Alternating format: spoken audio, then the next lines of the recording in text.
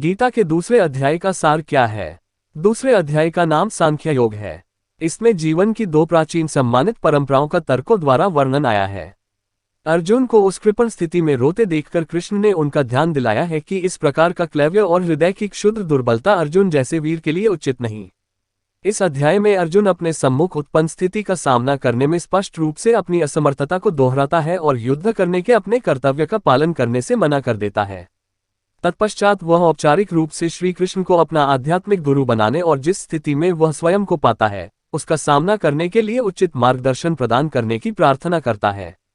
परम प्रभु उससे कहते हैं कि आत्मा, जो शरीर के नष्ट होने पर भी नहीं मरती, के अमृतत्व की शिक्षा देकर दिव्य ज्ञान प्रदान करते हैं। आत्मा एक जन्म से दूसरे जन्म में उसी प्रकार से शरीर परिवर्तित करती है जिस प्रकार से मनुष्य पुराने वस्त्र त्याग कर नए वस्त्र धारण करता है। इसके पश्चात श्री कृष्ण सामाजिक दायित्वों के विषय की ओर आगे बढ़ते हैं। वे अर्जुन को स्मरण कराते हैं कि धर्म की मर्यादा हेतु योद्धा के रूप में युद्ध लड़ना उसका कर्तव्य है। वे स्पष्ट करते हैं कि किसी के द्वारा अपने नैतिक कर्तव्यों का पालन करना एक पुण्य का कार्य है जो स्वर्ग जाने का द्वार खोलेगा, किंतु कर्तव्यों से विमुख होने से केवल तिरस्कार और अपयश प्राप्त होगा। लौकिक स्तर पर अर्जुन को प्रेरित करने के पश्चात श्री कृष्ण गहनता के साथ कर्मयोग के ज्ञान पर प्रकाश डालते हैं। वे अर्जुन को फल की आसक्ति के बिना निष्काम कर्म करने की प्रेरणा देते हैं। फल की कामना से रहित कर्म करने के विज्ञान को वे बुद्धि योग या बुद्धि का योग नाम देते हैं। बुद्धि का प्रयोग मन को कर्मफल की लालसा करने से रोकने के लिए करना चाहिए। इस चेतना के साथ संपन्न किए गए कर्म बंधनयुक्त कर्मों से बंधन मुक्त कर्मों में परिवर्तित हो जाते हैं। अर्जुन दिव्य चेतना में स्थित मनुष्य के लक्षणों के संबंध में जानना चाहता है। श्री कृष्ण उसे बताते हैं कि किस प्रकार से दिव्य चेतना में स्थित होकर मनुष्य आसक्ति, भय और क्रोध से मुक्त हो जाता है और सभी परिस्थितियों में उसकी इंद्रियां उसके वश में हो जाती हैं और उसका मन सदा के लिए भगवान की भक्ति में तल्लीन हो जाता है। अब वे क्रमानुसार स्पष्ट करते हैं कि किस प्रकार से मानसिक संताप, काम वासना और लोभ विकसित होता है और किस प्रकार से इनका उन्मूलन किया जा सकता है। गीता के दूसरे अध्याय में भगवद गीता के संदेश का विस्तार किया गया है। इस अध्याय में भगवान श्री कृष्ण अर्जुन को जीवन और मृत्यु के प्रति उसके दृष्टिकोण को समझाते हैं और कर्मयोग के माध्यम से मोक्ष की प्राप्ति के लिए दान, तपस्या और ज्ञान का महत्व बताते हैं। यह अध्याय गीता के महत्वपूर्ण सिद्धांतों का विस्तारपूर्ण अध्ययन करने के लिए महत्वपूर्ण है। जय श्री कृष्णा, बोलो जय राधे। केवल एक परमात्मा में श्रद्धा और समर्पण का संदेश देने वाली गीता सबको पवित्र करने का खुला आमंत्रण देती है। सृष्टि में कहीं भी रहने वाले अमीर अथवा गरीब, कुलीन तथा आदिवासी, पुण्यात्मा और पापी, स्त्री और पुरुष, सदाचारी एवं अत्यंत दुराचारी, सबका इसमें प्रवेश है। विशेषकर गीता पापियों के ही उद्धार का सुगम पथ बताती है। पुण्यात्मा तो भजते ही है। प्रस्तुत है उसी गीता की अद्वितीय व्याख्या यथार्थ गीता का कैसेट प्रसारण।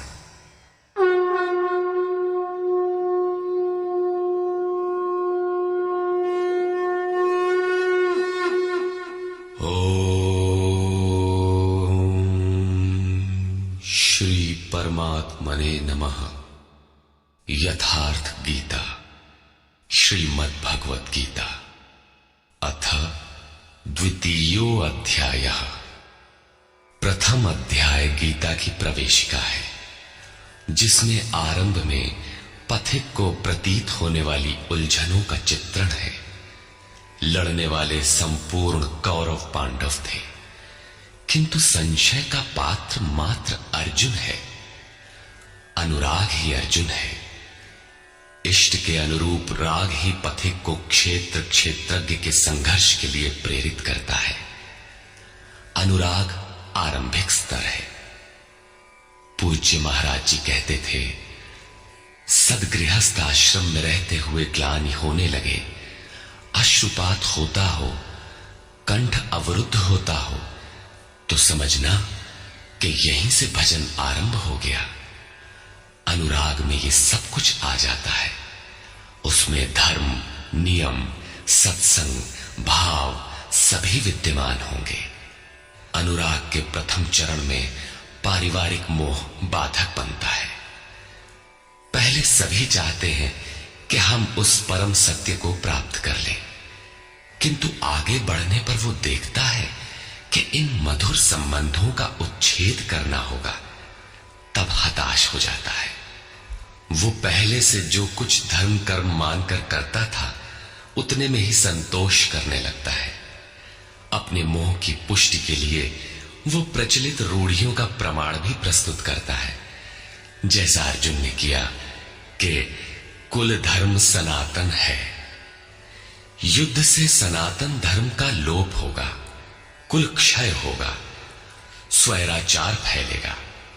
ये अर्जुन का उत्तर नहीं था, बल्कि सद्गुरु के सान्निध्य से पूर्व की अपनाई गई एक कुरीति मात्र थी।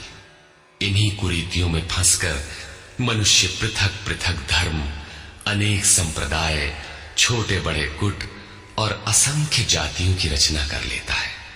कोई नाक दबाता है, कोई कान फाड़ता है, किसी के छूने से धर्म नष्ट होता है, तो कहीं रोटी पानी से धर्म नष्ट होता है। तो क्या अछूत या छूने वालों का दोष है?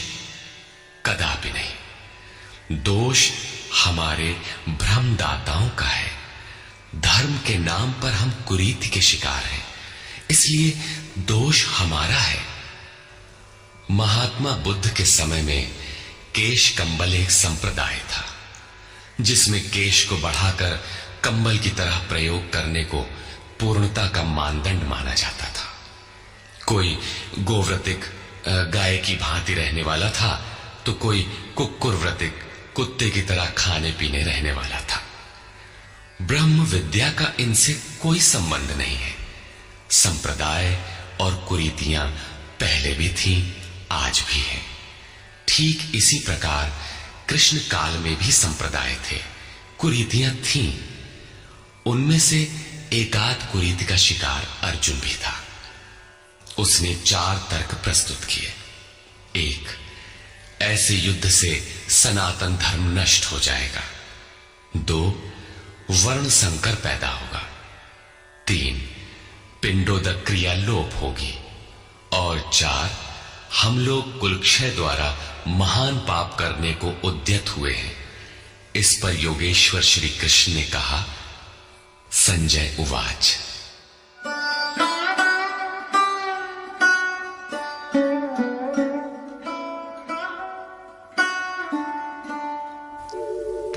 तथा कृपयाविष्टम् अश्रुपूर्णाकुलेक्षणम् विषीदन्तमिदं वाक्यम् उवाच मधुसूदनः। करुणा से व्याप्त अश्रुपूर्ण व्याकुल नेत्रों वाले उस अर्जुन के प्रति मधुसूदन, मद का विनाश करने वाले भगवान ने ये वचन कहा। श्री भगवान उवाच।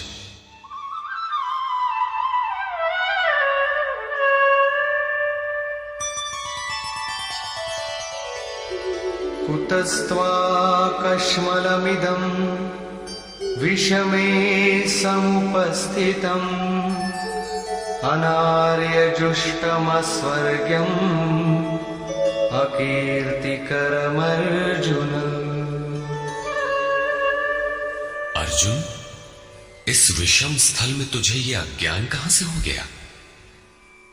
विषम स्थल अर्थात जिसकी समता का सृष्टि में कोई स्थल है ही नहीं, पारलौकिक है लक्ष्य जिसका, उस निर्विवाद स्थल पर तुझे अज्ञान कहां से हुआ? अज्ञान क्यों? अर्जुन तो सनातन धर्म की रक्षा के लिए कटिबद्ध है। क्या सनातन धर्म की रक्षा के लिए प्राणपण से तत्पर होना अज्ञान है? श्री कृष्ण कहते हैं, हां, ये अज्ञान है। न तो संभावित पुरुषों द्वारा इसका आचरण किया गया है, न स्वर्ग ही देने वाला है, और न ये कीर्ति को ही करने वाला है। सन्मार्ग पर जो दृढ़ता पूर्वक आरूढ़ है, उसे आर्य कहते हैं। परिवार के लिए मरना मिटना यदि अज्ञान न होता तो महापुरुष उस पर अवश्य चले होते। यदि कुल धर्म ही सत्य होता तो स्वर्ग और कल्याण की निःश्रेणी अवश्य बनता। ये कीर्तिदायक भी नहीं है। मीरा भजन करने लगी तो लोग कहे मीरा भई बावरी, सास कहे कुल नाशी रे। जिस परिवार, कुल और मर्यादा के लिए मीरा की सास बिलख रही थी, आज उस कुलवंती सास को कोई नहीं जानता। मीरा को विश्व जानता है। ठीक इसी प्रकार परिवार के लिए जो परेशान हैं, उनकी भी कीर्ति कब तक रहेगी? जिसमें कीर्ति नहीं, कल्याण नहीं, श्रेष्ठ पुरुषों ने भूल कर भी जिसका आचरण नहीं किया, तो सिद्ध है कि वो अज्ञान है। अतः क्लैब्यमास्मगमः पार्थ नैतत्त्वय्युपपद्यते। क्षुद्रं हृदय दौर्बल्यं त्यक्त्वोत्तिष्ठ परन्तप। अर्जुन, नपुंसकता को मत प्राप्त हो। क्या अर्जुन नपुंसक था? क्या आप पुरुष हैं? नपुंसक वो है जो पौरुष से हीन हो। सब अपनी समझ से पुरुषार्थ ही तो करते हैं। किसान रात दिन खून पसीना एक करके खेत में पुरुषार्थ ही तो करता है। कोई व्यापार में पुरुषार्थ समझता है, तो कोई पद का दुरुपयोग करके पुरुषार्थी बनता है। जीवन भर पुरुषार्थ करने पर भी खाली हाथ जाना पड़ता है। स्पष्ट है कि ये पुरुषार्थ नहीं है। शुद्ध पुरुषार्थ है आत्मदर्शन। गार्गी ने याज्ञवल्क्य से कहा, नपुंसक पुमान ज्ञेयो यो न वेत्ति हृदि स्थितम पुरुषम स्वप्रकाशम तस्मानंदात्मानमव्ययम्। वो पुरुष होते हुए भी नपुंसक है जो हृदयस्थ आत्मा को नहीं पहचानता। वो आत्मा ही पुरुष स्वरूप, स्वयं प्रकाश, उत्तम आनंद युक्त और अव्यक्त है। उसे पाने का प्रयास ही पौरुष है। अर्जुन, तू नपुंसकता को न प्राप्त हो, ये तेरे योग्य नहीं है। हे परम तप, हृदय की इस क्षुद्र दुर्बलता को त्याग कर युद्ध के लिए खड़ा हो। इस पर अर्जुन ने तीसरा प्रश्न प्रस्तुत किया। अर्जुन उवाच,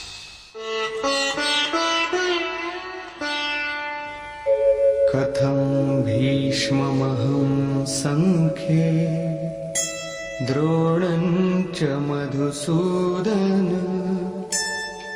इषुभिः प्रतियोत्स्यामि पूजार्हावरिसूदन।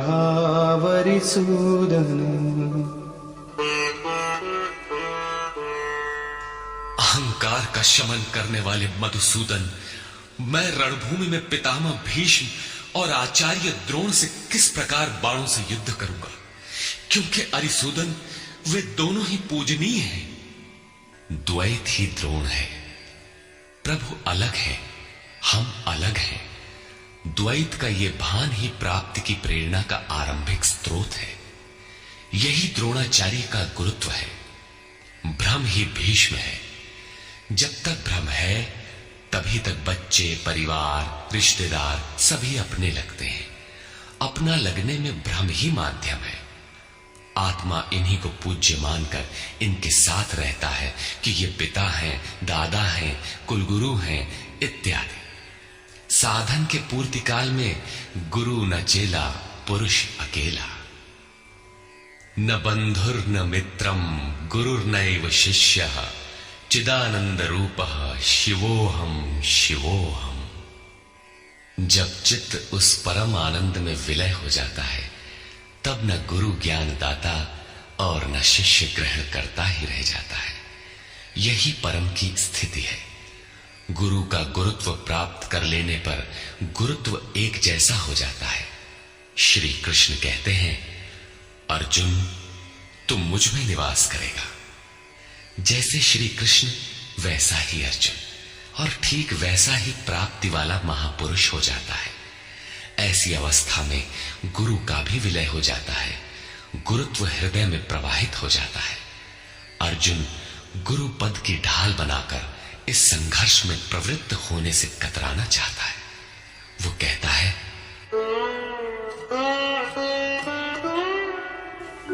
गुरून् हत्वा हि महानुभावान् श्रेयो भोक्तुं भैक्षमपीह लोके हत्वार्थकामास्तु गुरूनिहैव भुञ्जीय भोगान् रुधिरप्रदिग्धान्।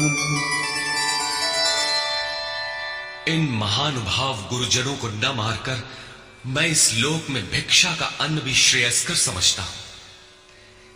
यहां भिक्षा का अर्थ उदर पोषण के लिए भीख मांगना नहीं, बल्कि सत्पुरुषों की टूटी फूटी सेवा द्वारा उनसे कल्याण की याचना ही भिक्षा है।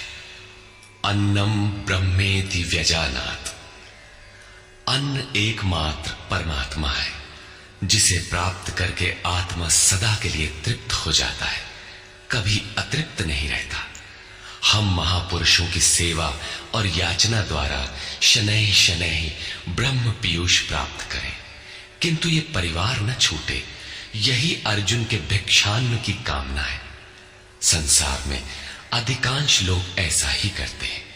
वे चाहते हैं कि पारिवारिक स्नेह संबंध न मारना पड़े और मुक्ति भी शनैः शनैः मिल जाए, किंतु चलने वाले पथिक के लिए, जिसके संस्कार इनसे ऊपर हैं, जिसमें संघर्ष की क्षमता है, स्वभाव में क्षत्रियत्व प्रवाहित है, उसके लिए इस भिक्षान्न का विधान नहीं है।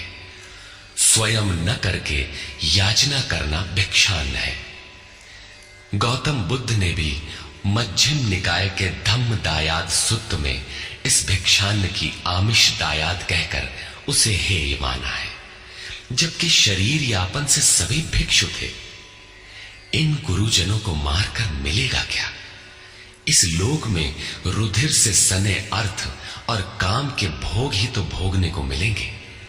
अर्जुन कदाचित सोचता था कि भजन से भौतिक सुखों की मात्रा में अभिवृद्धि होगी। इतना संघर्ष झेलने के बाद भी इस शरीर के पोषक अर्थ और काम के भोग ही तो मिलेंगे। वो पुनः तर्क देता है,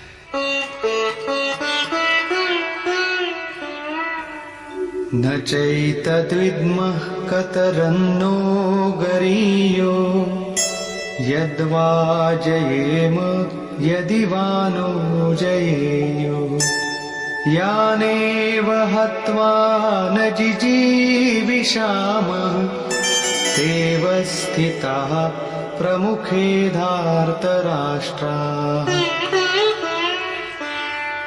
ये भी निश्चित नहीं है कि वो भोग मिलेगा ही। ये भी हम नहीं जानते कि हमारे लिए क्या करना श्रेयस्कर है, क्योंकि जो कुछ हमने कहा वो अज्ञान प्रमाणित हो गया। ये भी ज्ञात नहीं है कि हम जीतेंगे अथवा वे ही जीतेंगे। जिन्हें मारकर हम जीना भी नहीं चाहते, वे ही धृतराष्ट्र के पुत्र हमारे सामने खड़े हैं।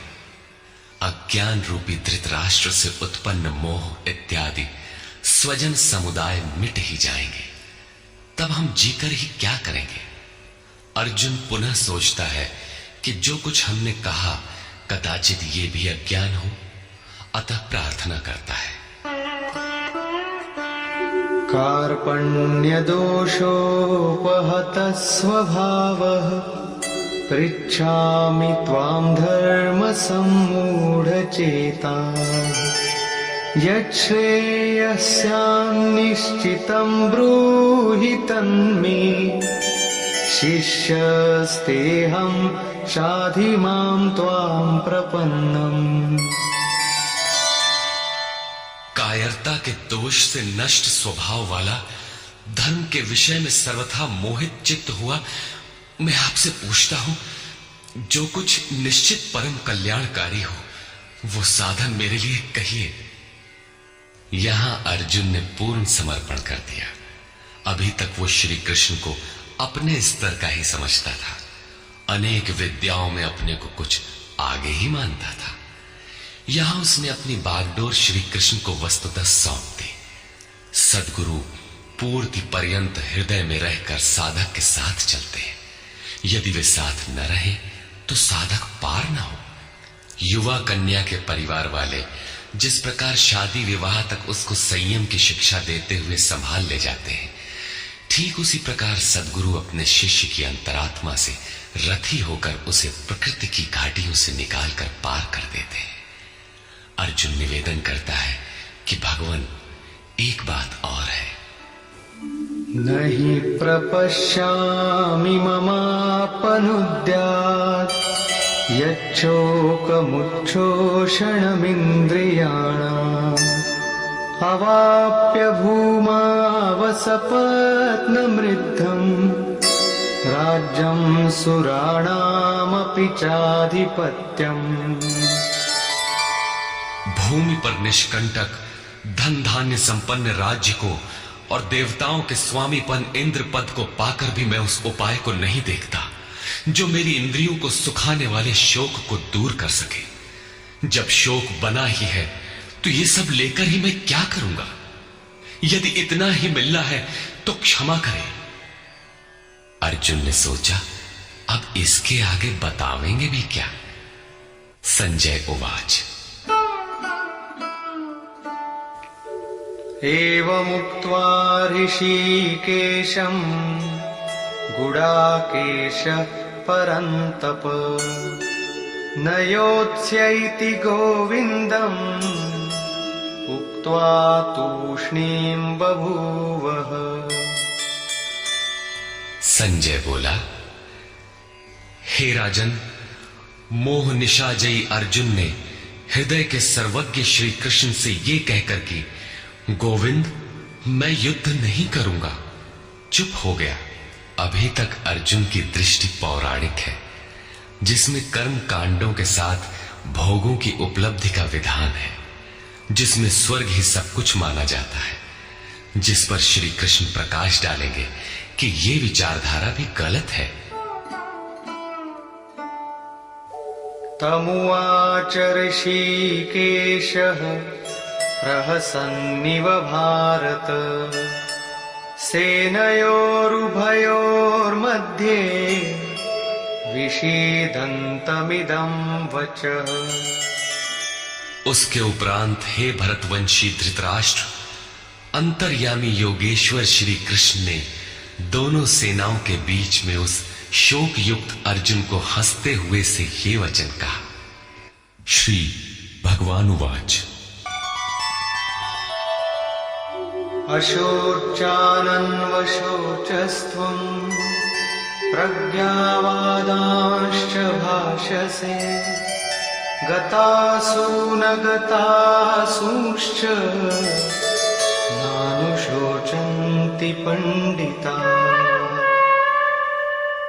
अर्जुन, तू न शोक करने योग्यों के लिए शोक करता है और पंडितों के से वचन कहता है, किंतु बुद्धि संपन्न पंडित जन जिनके प्राण चले गए हैं उनके लिए तथा जिनके प्राण नहीं गए हैं उनके लिए भी शोक नहीं करते। तू पंडितों जैसी बातें भर करता है, वस्तुतः ज्ञाता है नहीं, क्योंकि न त्वेवाहं जातु नासं न त्वन्नेमे जनाधिपाः न चैव न भविष्यामः सर्वे वयमतः परम्। न तो ऐसा ही है कि मैं अर्थात सद्गुरु किसी काल में नहीं था, अथवा तू अनुरागी अधिकारी अथवा जनाधिपाह राजा लोग अर्थात राजसी वृत्ति में पाए जाने वाला अहम नहीं था, और न ऐसा ही है कि आगे हम सब नहीं रहेंगे। सद्गुरु सदैव रहता है, अनुरागी सदैव रहते हैं। यहां योगेश्वर ने योग की अनादिता पर प्रकाश डालते हुए भविष्य में भी उसकी विद्यमानता पर बल दिया। मरने वालों के लिए शोक न करने के लिए कारण बताते हुए उन्होंने कहा,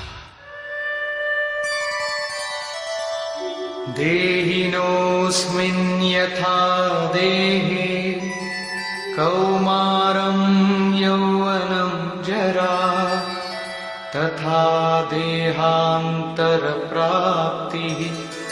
धीरस्तत्र न मुह्यति। जैसे जीवात्मा की इस देह में कुमार, युवा और वृद्ध अवस्था होती है, वैसे ही अन्य अन्य शरीर प्राप्ति। इसलिए धीर पुरुष मोहित नहीं होता है। कभी आप बालक थे, शनैः शनैः युवा हुए, तब आप मर तो नहीं गए, पुनः वृद्ध हुए। पुरुष एक ही है।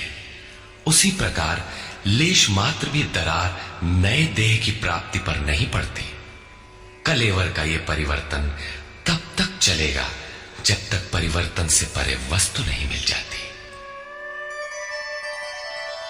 मात्रा स्पर्शास्तु कौन्तेय शीतोष्ण सुख दुःखदाः आगमापायिनो नित्याः तां स्थितिक्षस्व भारत। हे कुंती पुत्र, सुख दुख, सर्दी और गर्मी को देने वाले इंद्रियों और विषयों के संयोग तो अनित्य हैं, क्षण भंगुर हैं। अतः भरतवंशी अर्जुन, तू इसका त्याग कर। अर्जुन इंद्रिय और विषय के संयोग जन्य सुख का स्मरण करके ही विकल था।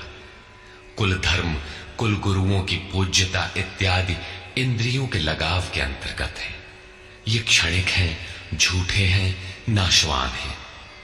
विषयों का संयोग न सदैव मिलेगा और न सदैव इंद्रियों में क्षमता ही रहेगी। अतः अर्जुन, तू इनका त्याग कर, सहन कर। क्यों? क्या हिमालय की लड़ाई थी जो अर्जुन सर्दी सहन करता? अथवा क्या ये रेगिस्तान की लड़ाई है जहां अर्जुन गर्मी सहन करे? कुरुक्षेत्र जैसा कि लोग बाहर बताते हैं समशीतोष्ण स्थली है। कुल 18 दिन तो लड़ाई हुई, इतने में कहां जाड़ा गर्मी बीत गई। वस्तुतः सर्दी गर्मी, दुख सुख, मान अपमान का सहन करना एक योगी पर निर्भर करता है। यह हृदय देश की लड़ाई का चित्रण है। बाहर युद्ध के लिए गीता नहीं कहती। यह क्षेत्र क्षेत्रज्ञ का संघर्ष है, जिसमें आसुरी संपद का सर्वथा शमन कर परमात्मा में स्थिति दिलाकर दैवी संपद भी शांत हो जाती है। जब विकार है ही नहीं तो सजातीय प्रवृत्तियां किस पर आक्रमण करें? अतः पूर्णत्व के साथ वे भी शांत हो जाती हैं, इससे पहले नहीं। गीता अंतरदेश की लड़ाई का चित्रण है। इस त्याग से मिलेगा क्या? इससे लाभ क्या है? इस पर श्री कृष्ण कहते हैं, यम हि न व्यथयन्त्येते पुरुषं पुरुषर्षभ समदुःख सुखं धीरं सोमृतत्वाय कल्पते। क्योंकि हे पुरुष श्रेष्ठ, दुख सुख को समान समझने वाले जिस धीर पुरुष को इंद्रियों और विषयों के संयोग व्यथित नहीं कर पाते, वो मृत्यु से परे अमृत तत्व की प्राप्ति के योग्य हो जाता है। यहां श्री कृष्ण ने एक उपलब्धि अमृत की चर्चा की। अर्जुन सोचता था कि युद्ध के परिणाम में स्वर्ग मिलेगा या पृथ्वी, किंतु श्री कृष्ण कहते हैं कि न स्वर्ग मिलेगा और न पृथ्वी, बल्कि अमृत मिलेगा। अमृत क्या है? नासतो विद्यते भावो नाभावो विद्यते सतः उभयोरपि दृष्टोऽन्तः त्वनयोस्तत्त्वदर्शिभिः।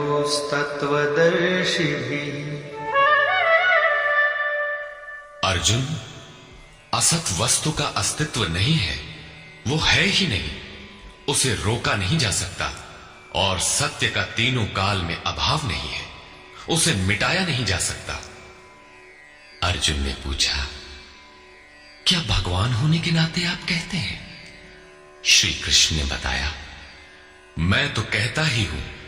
इन दोनों का यह अंतर हमारे साथ साथ तत्वदर्शियों द्वारा भी देखा गया है। श्री कृष्ण ने वही सत्य दोहराया जो तत्वदर्शियों ने कभी देख लिया था। श्री कृष्ण भी एक तत्वदर्शी महापुरुष थे। परम तत्व परमात्मा का प्रत्यक्ष दर्शन करके उसमें स्थिति वाले तत्वदर्शी कहलाते हैं। सत और असत हैं क्या, इस पर कहते हैं अविनाशी तु तद्विद्धि येन सर्वमिदं ततं विनाशमव्ययस्यास्य न कश्चित् कर्तुमर्हति। नाश रहित तो वो है जिससे ये संपूर्ण जगत व्याप्त है। इस अव्ययस्य अविनाशी का विनाश करने में कोई समर्थ नहीं है। किंतु इस अविनाशी अमृत का नाम क्या है, वो है कौन? अन्तवन्त इमे देहा नित्यस्योक्ताः शरीरिणः अनाशिनो प्रमेयस्य तस्माद्युध्यस्व भारत। अविनाशी अप्रमेय नित्य स्वरूप आत्मा के ये सभी शरीर नाशवान कहे गए हैं। इसलिए भरतवंशी अर्जुन, तू युद्ध कर। आत्मा ही अमृत है, आत्मा ही अविनाशी है जिसका तीनों कालों में नाश नहीं होता। आत्मा ही सत है, शरीर नाशवान है। यही असत है जिसका तीनों कालों में अस्तित्व नहीं है। शरीर नाशवान है, इसलिए तू युद्ध कर। इस आदेश से यह स्पष्ट नहीं होता कि अर्जुन केवल कौरवों को मारे। पांडव पक्ष में भी तो शरीर ही खड़े थे। क्या पांडव के शरीर अविनाशी थे? यदि शरीर नाशवान है तो श्री कृष्ण किसकी रक्षा में खड़े थे? क्या अर्जुन कोई शरीरधारी था? शरीर जो असत है, जिसका अस्तित्व नहीं है, जिसे रोका नहीं जा सकता, क्या श्री कृष्ण उस शरीर की रक्षा में खड़े हैं? यदि ऐसा है तो वे भी अविवेकी और मूढ़ हैं, क्योंकि आगे श्री कृष्ण स्वयं कहते हैं कि जो केवल शरीर के लिए ही पचता है, श्रम करता है, वो अविवेकी और मूढ़ बुद्धि है। वो पापायु पुरुष व्यर्थ ही जीता है।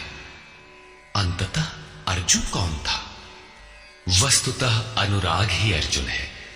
अनुरागी के लिए इष्ट सदैव रथी बनकर साथ में रहते हैं, सखा की भांति उसका मार्गदर्शन करते हैं। आप शरीर नहीं है, शरीर तो आवरण है, रहने का मकान है।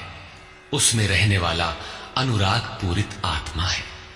भौतिक युद्ध, मारने काटने से शरीरों का अंत नहीं होता। ये शरीर छूटेगा तो आत्मा दूसरा शरीर धारण कर लेगा। इसी संदर्भ में श्री कृष्ण कह चुके हैं कि जिस प्रकार बाल्यकाल से युवा या वृद्धावस्था आती है, उसी प्रकार देहांतर की प्राप्ति होती है। शरीर काटेंगे तो जीवात्मा नया वस्त्र बदल लेगा। शरीर संस्कारों के आश्रित है और संस्कार मन पर आधारित है। मन एव मनुष्याणाम कारणम बंध मोक्षयोः। मन का सर्वथा निरोध होना, अचल स्थिर ठहरना और अंतिम संस्कार का विलय एक ही क्रिया है। संस्कारों की सतह का टूट जाना ही शरीरों का अंत है। इसे तोड़ने के लिए आपको आराधना करनी होगी, जिसे श्री कृष्ण ने कर्म या निष्काम कर्मयोग की संज्ञा दी है।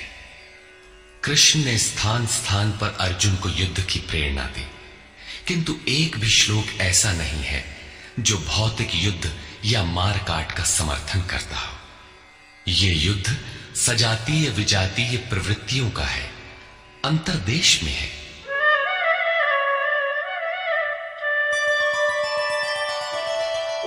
य एनं वेत्ति हन्तारम् यश्चैनं मन्यते हतम् उभौ तौ न विजानीतो नायं हन्ति न हन्यते।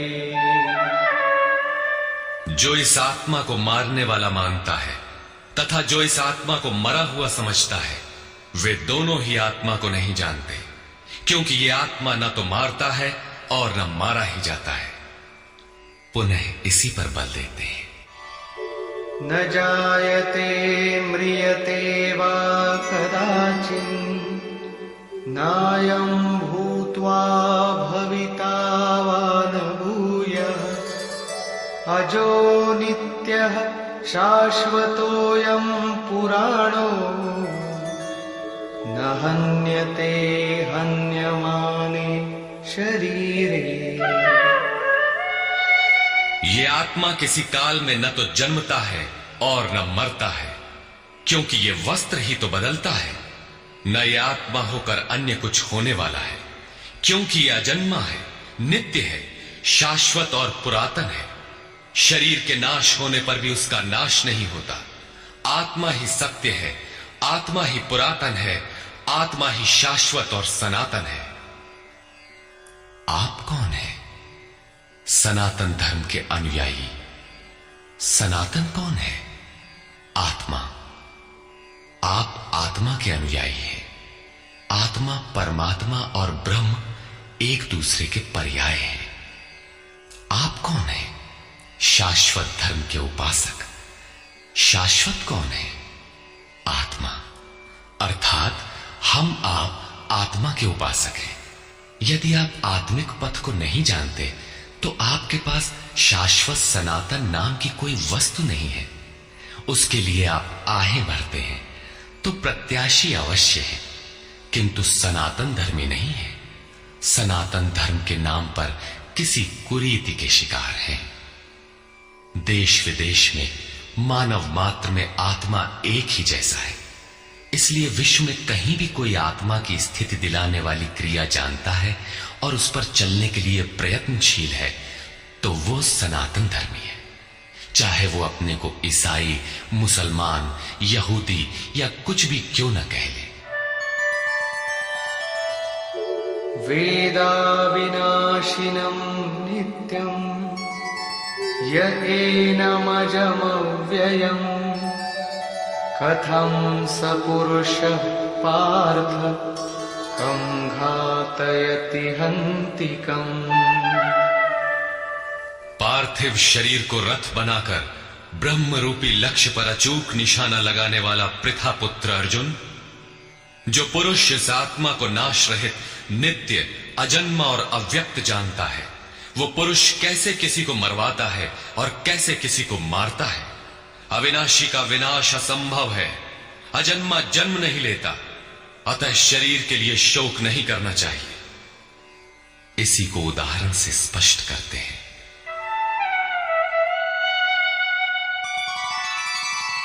वासांसि जीर्णानि यथा विहाय नवानि गृह्णाति नरोपराणि तथा शरीराणि विहाय जीर्णान्यन्यानि संयाति नवानि देहि। जैसे मनुष्य जीर्णानि वासांसि, जीर्ण शीर्ण पुराने वस्त्रों को त्याग कर नए वस्त्रों को ग्रहण करता है, ठीक वैसे ही ये जीवात्मा पुराने शरीरों को त्याग कर दूसरे नए शरीरों को धारण करता है। जीर्ण होने पर ही नया शरीर धारण करना है तो शिशु क्यों मर जाते हैं? ये वस्त्र तो और विकसित होना चाहिए। वस्तुतः ये शरीर संस्कारों पर आधारित है। जब संस्कार जीर्ण होते हैं तो शरीर छूट जाता है। यदि संस्कार 2 दिन का है तो दूसरे दिन ही शरीर जीर्ण हो गया। इसके बाद मनुष्य एक श्वास भी अधिक नहीं जीता। संस्कार ही शरीर है। आत्मा संस्कारों के अनुसार नया शरीर धारण कर लेता है। अथा खलु ऋतुमयः पुरुषः यथा इहैव तथैव प्रेत्य भवति कृतं लोकं पुरुषोऽभिजायते। अर्थात ये पुरुष निश्चय ही संकल्पमय है। इस लोक में पुरुष जैसा निश्चय वाला होता है वैसा ही यहां से मरकर जाने पर होता है। अपने संकल्प से बनाए हुए शरीरों में पुरुष उत्पन्न होता है। इस प्रकार मृत्यु शरीर का परिवर्तन मात्र है। आत्मा नहीं मरता, पुनः इसकी अजरता अमरता पर बल देते हैं।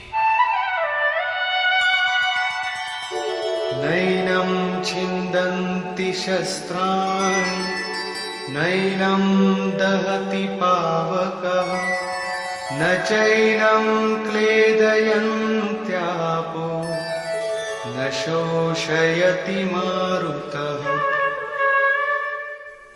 अर्जुन, इस आत्मा को शस्त्रादि नहीं काटते, अग्नि इसे जला नहीं सकता, जल इसे गीला नहीं कर सकता और न वायु इसे सुखा ही सकता है।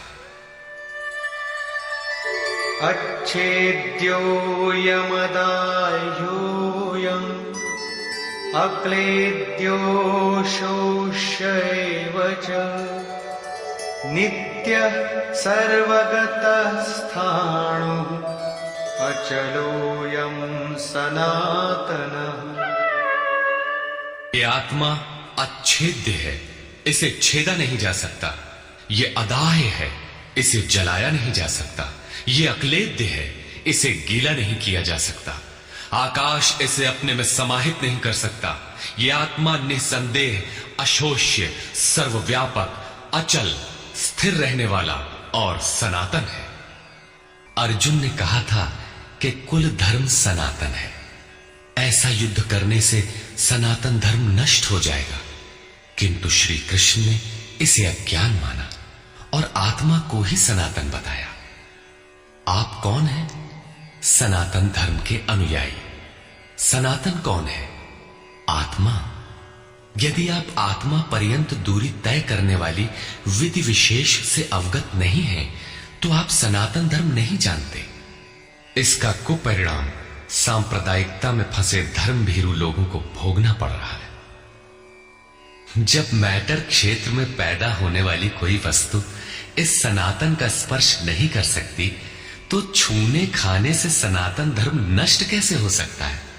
यह धर्म नहीं, एक कुरीति परिस्थिति थी जिससे भारत में सांप्रदायिक वैमनस्य बढ़ा और राष्ट्रीय एकता की आज भी समस्या बनी हुई है।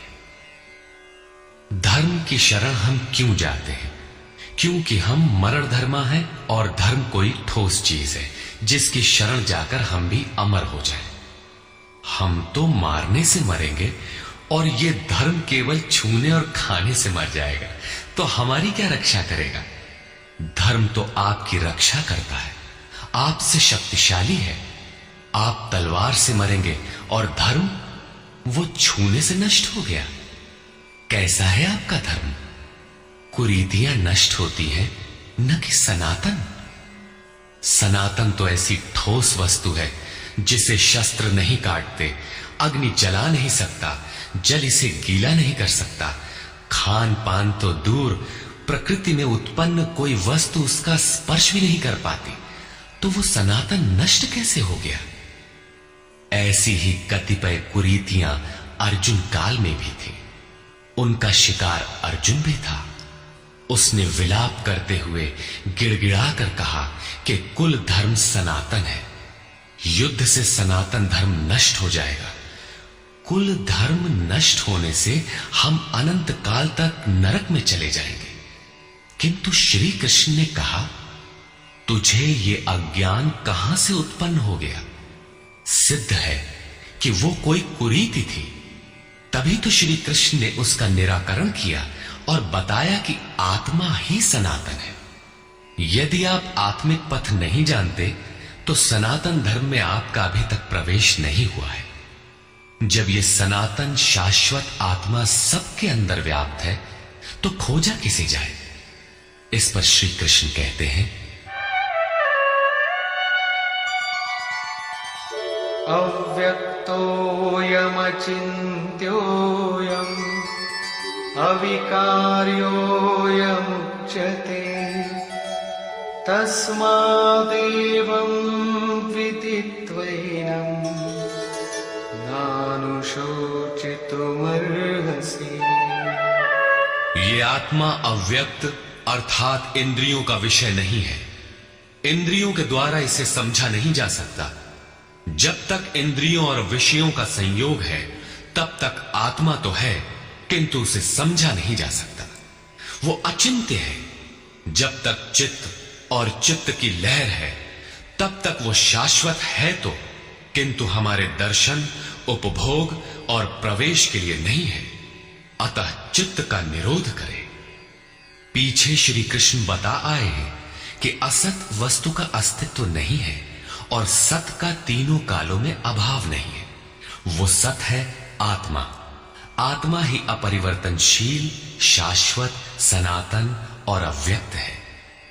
तत्वदर्शियों ने आत्मा को इन विशेष गुणधर्मों से युक्त देखा। न 10 भाषाओं के ज्ञाता ने देखा, न किसी समृद्धशाली ने देखा, बल्कि तत्वदर्शियों ने देखा। श्री कृष्ण ने आगे बताया कि तत्व है परमात्मा। मन के निरोध काल में साधक उसका दर्शन और उसमें प्रवेश पाता है। प्राप्ति काल में भगवान मिलते हैं और दूसरे ही क्षण वो अपने आत्मा को ईश्वरीय गुणधर्मों से विभूषित देखता है। वो देखता है कि आत्मा ही सत्य, सनातन और परिपूर्ण है। ये आत्मा अचिंत्य है। ये विकार रहित अर्थात न बदलने वाला कहा जाता है। अतः अर्जुन, आत्मा को ऐसा जानकर तू शोक करने योग्य नहीं है। अब श्री कृष्ण अर्जुन के विचारों में विरोधाभास दिखाते हैं, जो सामान्य तर्क है। अथ चैनं नित्यजातं नित्यं वा मन्यसे मृतं तथापि त्वं महाबाहो नैवं शोचितुमर्हसि।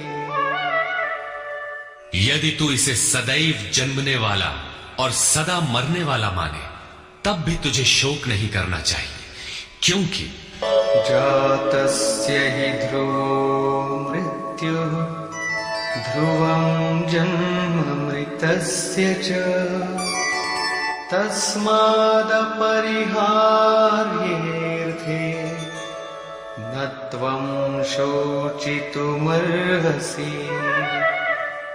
ऐसा मान लेने पर भी जन्मने वाले की निश्चित मृत्यु और मरने वाले का निश्चित जन्म सिद्ध होता है। इसलिए भी तू बिना उपाय वाले इस विषय में शोक करने लायक नहीं है। जिसका कोई इलाज नहीं, उसके लिए शोक करना एक अन्य दुख को आमंत्रित करना है। अव्यक्तादीनि भूतानि व्यक्तमध्यानि भारत अव्यक्तनिधनान्येव तत्र का परिदेवना। अर्जुन, संपूर्ण प्राणी जन्म से पहले बिना शरीर वाले और मरने के बाद भी बिना शरीर वाले, जन्म के पूर्व और पश्चात भी दिखाई नहीं पड़ते। केवल जन्म मृत्यु के बीच में ही शरीर धारण किए हुए दिखाई देते हैं। अतः इस परिवर्तन के लिए व्यर्थ की चिंता क्यों करते हो? इस आत्मा को देखता कौन है? इस पर कहते हैं, आश्चर्यवत् पश्यति कश्चिदेनम् आश्चर्यवद् वदति तथैव चान्यः आश्चर्यवच्चैनमन्यः शृणोति श्रुत्वाप्येनं वेद न चैव कश्चित्। पहले श्री कृष्ण ने कहा था कि इस आत्मा को तत्वदर्शियों ने देखा है। अब तत्व दर्शन की दुर्लभता पर प्रकाश डालते हैं कि कोई विरला महापुरुष ही इस आत्मा को आश्चर्य की तरह देखता है, सुनता नहीं, प्रत्यक्ष देखता है। और वैसे ही दूसरा कोई महापुरुष ही आश्चर्य की तरह इसके तत्व को कहता है। जिसने देखा है वही यथार्थ कह सकता है। दूसरा कोई विरला साधक इसे आश्चर्य की भांति सुनता है। सब सुनते भी नहीं, क्योंकि ये अधिकारी के लिए ही है। हे अर्जुन, कोई कोई तो सुनकर भी इस आत्मा को नहीं जान पाते, क्योंकि साधन पार नहीं लगता। आप लाख ज्ञान की बातें सुने, समझें, बाल की खाल निकाल कर समझें, लालायित भी रहें, किंतु मोह बड़ा प्रबल है। थोड़ी देर बाद ही आप अपनी सांसारिक व्यवस्थाओं में लिप्त मिलेंगे। अंत में श्री कृष्ण निर्णय देते हैं, देहि नित्यमवध्योऽयम् तस्य भारत तस्मात् सर्वाणि भूतानि न त्वं शोचितुमर्हसि। अर्जुन, ये आत्मा सबके शरीर में सदैव अवध्य है, अकाट्य है। इसलिए संपूर्ण भूत प्राणियों के लिए तो शोक करने योग्य नहीं है। आत्मा ही सनातन है। इस तथ्य का प्रतिपादन करके, इसका प्रभुता सहित वर्णन करके यह प्रश्न यही पूरा हो जाता है। अब प्रश्न खड़ा होता है कि इसकी प्राप्ति कैसे हो। संपूर्ण गीता में इसके लिए दो ही मार्ग हैं। पहला निष्काम कर्म योग और दूसरा ज्ञान योग। दोनों मार्गों में किया जाने वाला कर्म एक ही है। उस कर्म की अनिवार्यता पर बल देते हुए योगेश्वर श्री कृष्ण ज्ञान योग के विषय में कहते हैं, स्वधर्ममपि चावेक्ष न विकम्पितुमर्हसि धर्म्याद्धियुद्धात् श्रेयोऽन्यत् क्षत्रियस्य न विद्यते। अर्जुन, स्वधर्म देखकर भी तू भय करने योग्य नहीं है, क्योंकि धर्म संयुक्त युद्ध से बढ़कर अन्य कोई परम कल्याणकारी मार्ग क्षत्रिय के लिए नहीं है। अभी तक तो आत्मा शाश्वत है, आत्मा सनातन है, वही एकमात्र धर्म है कहा गया है। अब ये स्वधर्म कैसा? धर्म तो एकमात्र आत्मा ही है, वो तो अचल स्थिर है, तो धर्माचरण क्या? किंतु इस आत्म पथ में प्रवृत्त होने की क्षमता हर व्यक्ति की अलग अलग होती है। स्वभाव से उत्पन्न इस क्षमता को स्वधर्म कहा गया है। इसी एक सनातन आत्मिक पथ पर चलने वाले साधकों को महापुरुष ने स्वभाव से उनकी क्षमता के अनुसार 4 श्रेणियों में बांटा: शूद्र, वैश्य, क्षत्रिय और ब्राह्मण। साधना की प्रारंभिक अवस्था में प्रत्येक साधक शूद्र अर्थात अल्पज्ञ होता है। घंटों भजन में बैठने पर वो 10 मिनट भी अपने पक्ष में नहीं पाता। वो प्रकृति के माया जाल को काट नहीं पाता। इस अवस्था में महापुरुष की सेवा से उसके स्वभाव में सद्गुण आते हैं। वो वैश्य श्रेणी का साधक बन जाता है। आत्मिक संपत्ति ही स्थिर संपत्ति है। इसका वो शनैः शनैः संग्रह और गोपालन अर्थात इंद्रियों की सुरक्षा करने में सक्षम हो जाता है। काम, क्रोध इत्यादि से इंद्रियों की हिंसा होती है तथा विवेक, वैराग्य से इनकी सुरक्षा होती है। किंतु प्रकृति को निर्बीज करने की क्षमता उसमें नहीं होती। क्रमशः उन्नति करते करते साधक के अंतःकरण में तीनों गुणों को काटने की क्षमता अर्थात क्षत्रियत्व आ जाता है। इसी स्तर पर प्रकृति और उसके विकारों को नाश करने की क्षमता आ जाती है। इसलिए युद्ध यहीं से आरंभ होता है। क्रमशः साधन करके साधक ब्राह्मणत्व की श्रेणी में बदल जाता है। इस समय मन का शमन, इंद्रियों का दमन, धारावाही चिंतन, सरलता, अनुभव, ज्ञान इत्यादि लक्षण साधक में स्वाभाविक प्रवाहित होते हैं। इन्हीं के अनुष्ठान से चलकर क्रमशः वो ब्रह्म में प्रवेश पा जाता है, जहां वो ब्राह्मण भी नहीं रह जाता। विदेह राजा जनक की सभा में महर्षि याज्ञवल्क्य ने चाक्रायण, उशस्ति, कहोल, आरुणि, उद्यालक और गार्गी के प्रश्नों का समाधान करते हुए बताया कि आत्म साक्षात्कार का पूर्णतया संपादन करने वाला ही ब्राह्मण होता है। ये आत्मा ही लोक परलोक और समस्त प्राणियों को भीतर से नियमित करता है। सूर्य, चंद्रमा, पृथ्वी, जल, वायु, अग्नि, तारागण, अंतरिक्ष, आकाश एवं प्रत्येक क्षण इस आत्मा के ही प्रशासन में है। ये तुम्हारा आत्मा अंतर्यामी अमृत है। आत्मा अक्षर है, इससे भिन्न सब नाशवान है। जो कोई इसी लोक में इस अक्षर को न जानकर हवन करता है, तप करता है, हजारों वर्षों तक यज्ञ करता है, उसका ये सब कर्म नाशवान है। जो कोई भी इस अक्षर को जाने बिना इस लोक से मरकर जाता है, वो दयनीय है, कृपण है, और जो इस अक्षर को जानकर इस लोक से मरकर जाता है, वो ब्राह्मण है। अर्जुन क्षत्रिय श्रेणी का साधक है। श्री कृष्ण कहते हैं कि क्षत्रिय श्रेणी के साधक के लिए युद्ध के अतिरिक्त कोई कल्याणकारक रास्ता है ही नहीं। प्रश्न उठता है कि क्षत्रिय है क्या?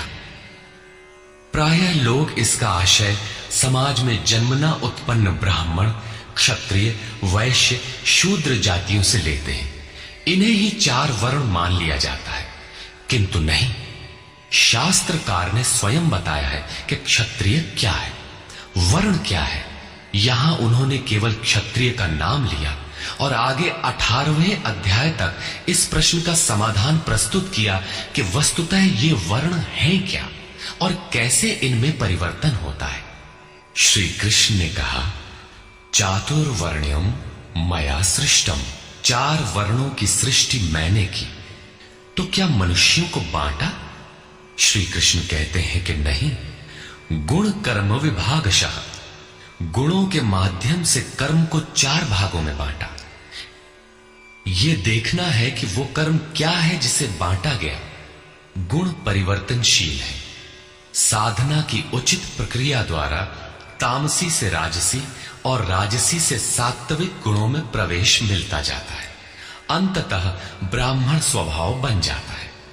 उस समय ब्रह्म में प्रवेश दिला देने वाली सारी योग्यताएं उस साधक में रहती हैं। वर्ण संबंधी प्रश्न यहां से आरंभ होकर 18वें अध्याय में जाकर पूर्ण होता है। श्री कृष्ण की मान्यता है, श्रेयान् स्वधर्मो विगुणः परधर्मात् स्वनुष्ठितात्। स्वभाव से उत्पन्न इस धर्म में प्रवृत्त होने की क्षमता जिस स्तर की हो, भले ही वो गुण रहित शूद्र श्रेणी की हो, तब भी परम कल्याण करती है, क्योंकि आप क्रमशः वहीं से उत्थान करते हैं। उससे ऊपर वालों की नकल करके साधक नष्ट हो जाता है। अर्जुन क्षत्रिय श्रेणी का साधक था, इसलिए श्री कृष्ण कहते हैं कि अर्जुन, अपने स्वभाव से उत्पन्न योग्यता को देखकर, इस युद्ध में प्रवृत्त होने की अपनी क्षमता को देखकर भी तू भय करने योग्य नहीं है। इससे बढ़कर दूसरा कोई कल्याणकारी कार्य क्षत्रिय के लिए नहीं। इसी पर प्रकाश डालते हुए पुनः योगेश्वर कहते हैं, यदृच्छया चोपपन्नम् स्वर्गद्वारमपावृतम् सुखिनः क्षत्रियाः पार्थ लभन्ते युद्धमीदृशम्। पार्थिव शरीर को ही रथ बनाकर अचूक लक्ष्य वेदी अर्जुन स्वतः प्राप्त स्वर्ग के खुले हुए द्वार रूपी इस युद्ध को भाग्यवान क्षत्रिय ही प्राप्त करते हैं। क्षत्रिय श्रेणी के साधक में तीनों गुणों को काट देने की क्षमता रहती है।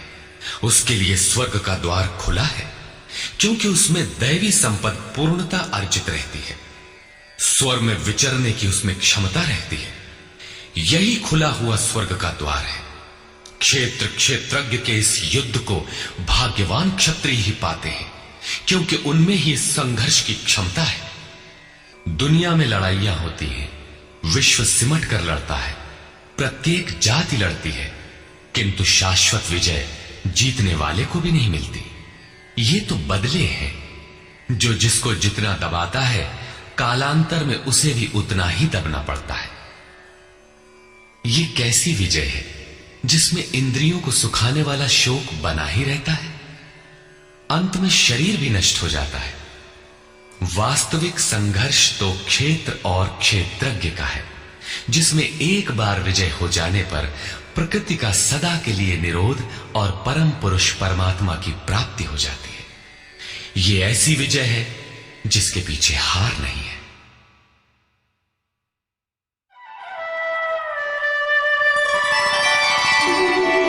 चेत्त्वमिमं धर्म्यं सङ्ग्रामं न करिष्यसि ततः स्वधर्मं कीर्तिं च हित्वा पापमवाप्स्यसि।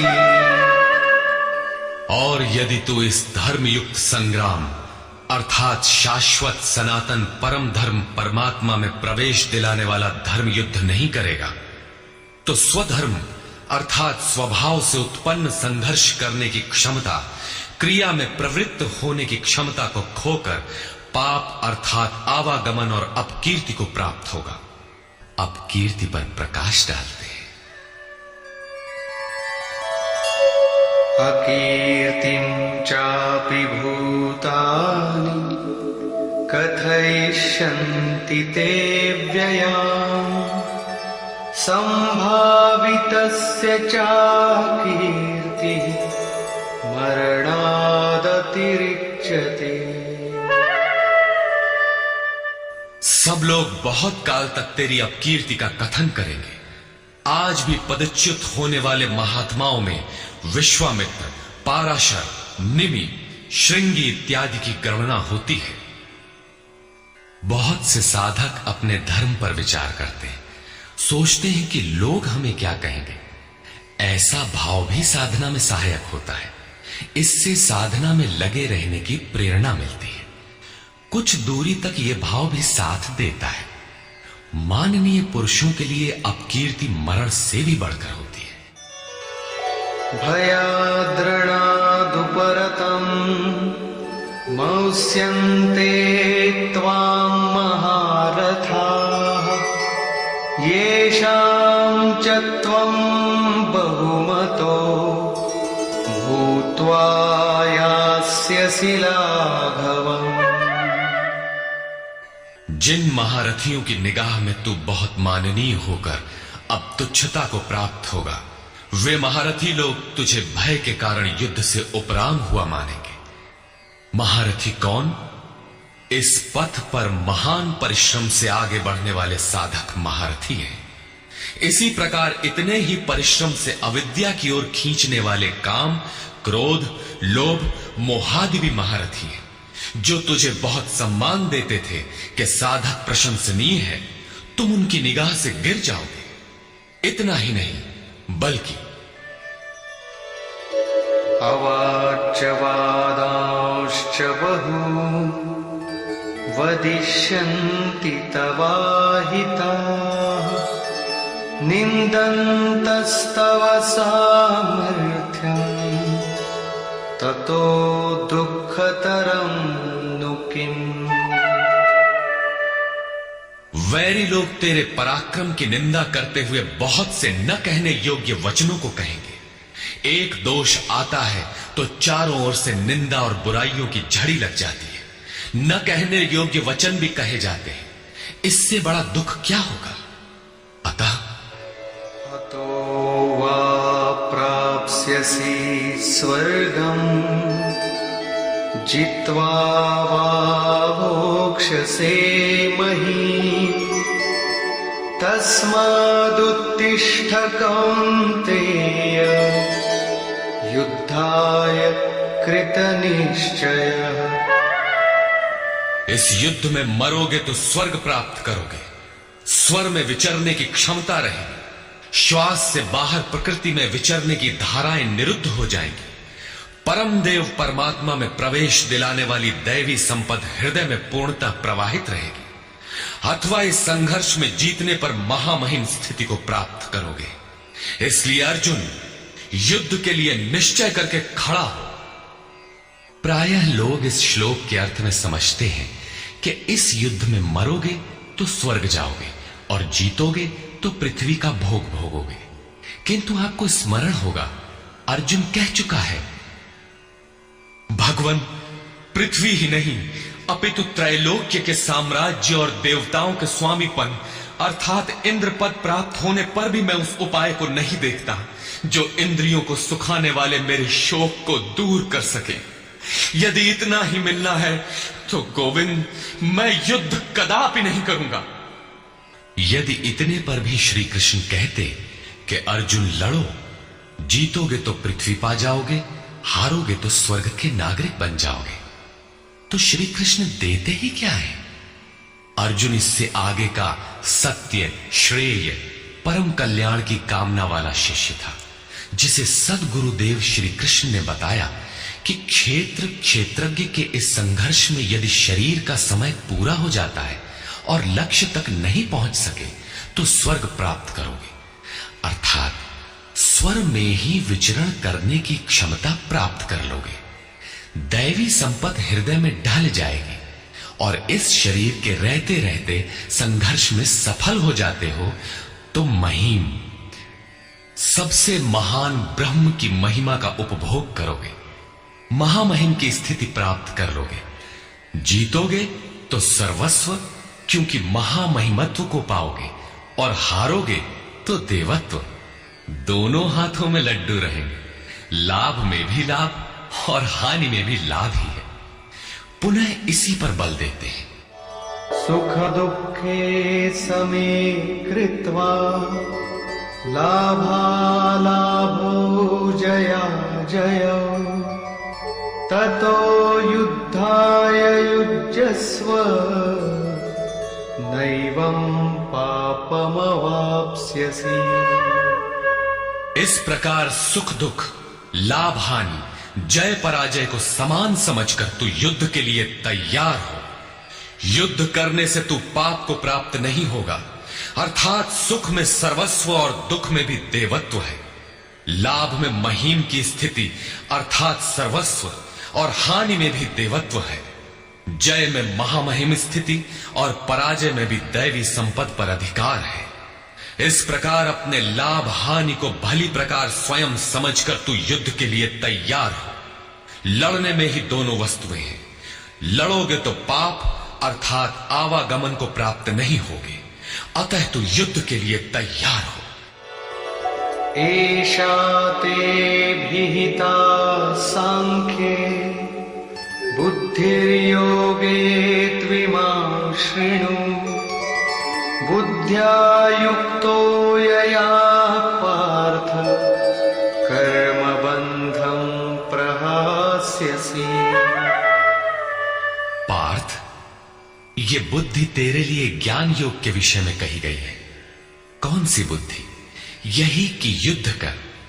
ज्ञान योग में इतना ही है कि अपनी हस्ती को देखकर लाभ हानि का भली प्रकार विचार करके कि जीतेंगे तो महामहिम स्थिति और हारेंगे तो देवत्व, जय में सर्वस्व और पराजय में भी देवत्व। दोनों तरह लाभ है। युद्ध नहीं करेंगे तो सभी हमें बुरा कहेंगे, भय से उपराम हुआ मानेंगे, अपकीर्ति होगी। इस प्रकार अपने अस्तित्व को सामने रखकर स्वयं विचार कर युद्ध में अग्रसर होना ही ज्ञान योग है। प्रायः लोगों में भ्रांति है कि ज्ञान मार्ग में कर्म युद्ध नहीं करना पड़ता। वे कहते हैं कि ज्ञान मार्ग में कर्म नहीं है। मैं तो शुद्ध हूं, बुद्ध हूं, चैतन्य हूं, अहम ब्रह्मास्मि। गुण ही गुण में बरतते हैं, ऐसा मानकर हाथ पर हाथ रखकर बैठ जाते हैं। योगेश्वर श्री कृष्ण के अनुसार यह ज्ञान योग नहीं है। ज्ञान योग में भी वही कर्म करना है जो निष्काम कर्म योग में किया जाता है। दोनों में केवल बुद्धि का, दृष्टिकोण का अंतर है। ज्ञान मार्गी अपनी स्थिति समझकर अपने पर निर्भर होकर कर्म करता है, जबकि निष्काम कर्मयोगी इष्ट के आश्रित होकर कर्म करता है। करना दोनों मार्गों में है और वो कर्म भी एक ही है जिसे दोनों मार्गों में किया जाना है। केवल कर्म करने के दृष्टिकोण दो हैं। अर्जुन, इसी बुद्धि को अब तू कर्म योग के विषय में सुन, जिससे युक्त हुआ तू कर्मों के बंधन का अच्छी तरह नाश करेगा। यहां श्री कृष्ण ने कर्म का नाम पहली बार लिया, लेकिन यह नहीं बताया कि कर्म है क्या। अब कर्म न बताकर पहले कर्म की विशेषताओं पर प्रकाश डालते हैं।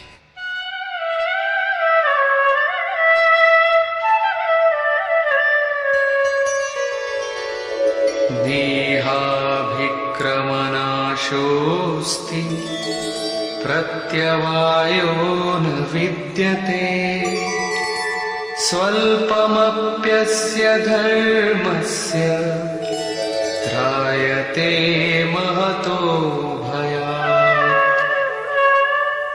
इस निष्काम कर्मयोग में आरंभ का अर्थात बीज का नाश नहीं होता, सीमित फल रूपी दोष नहीं है। इसलिए इस निष्काम कर्म का, इस कर्म से संपादित धर्म का थोड़ा भी साधन जन्म मृत्यु रूपी महान भय से उद्धार कर देता है।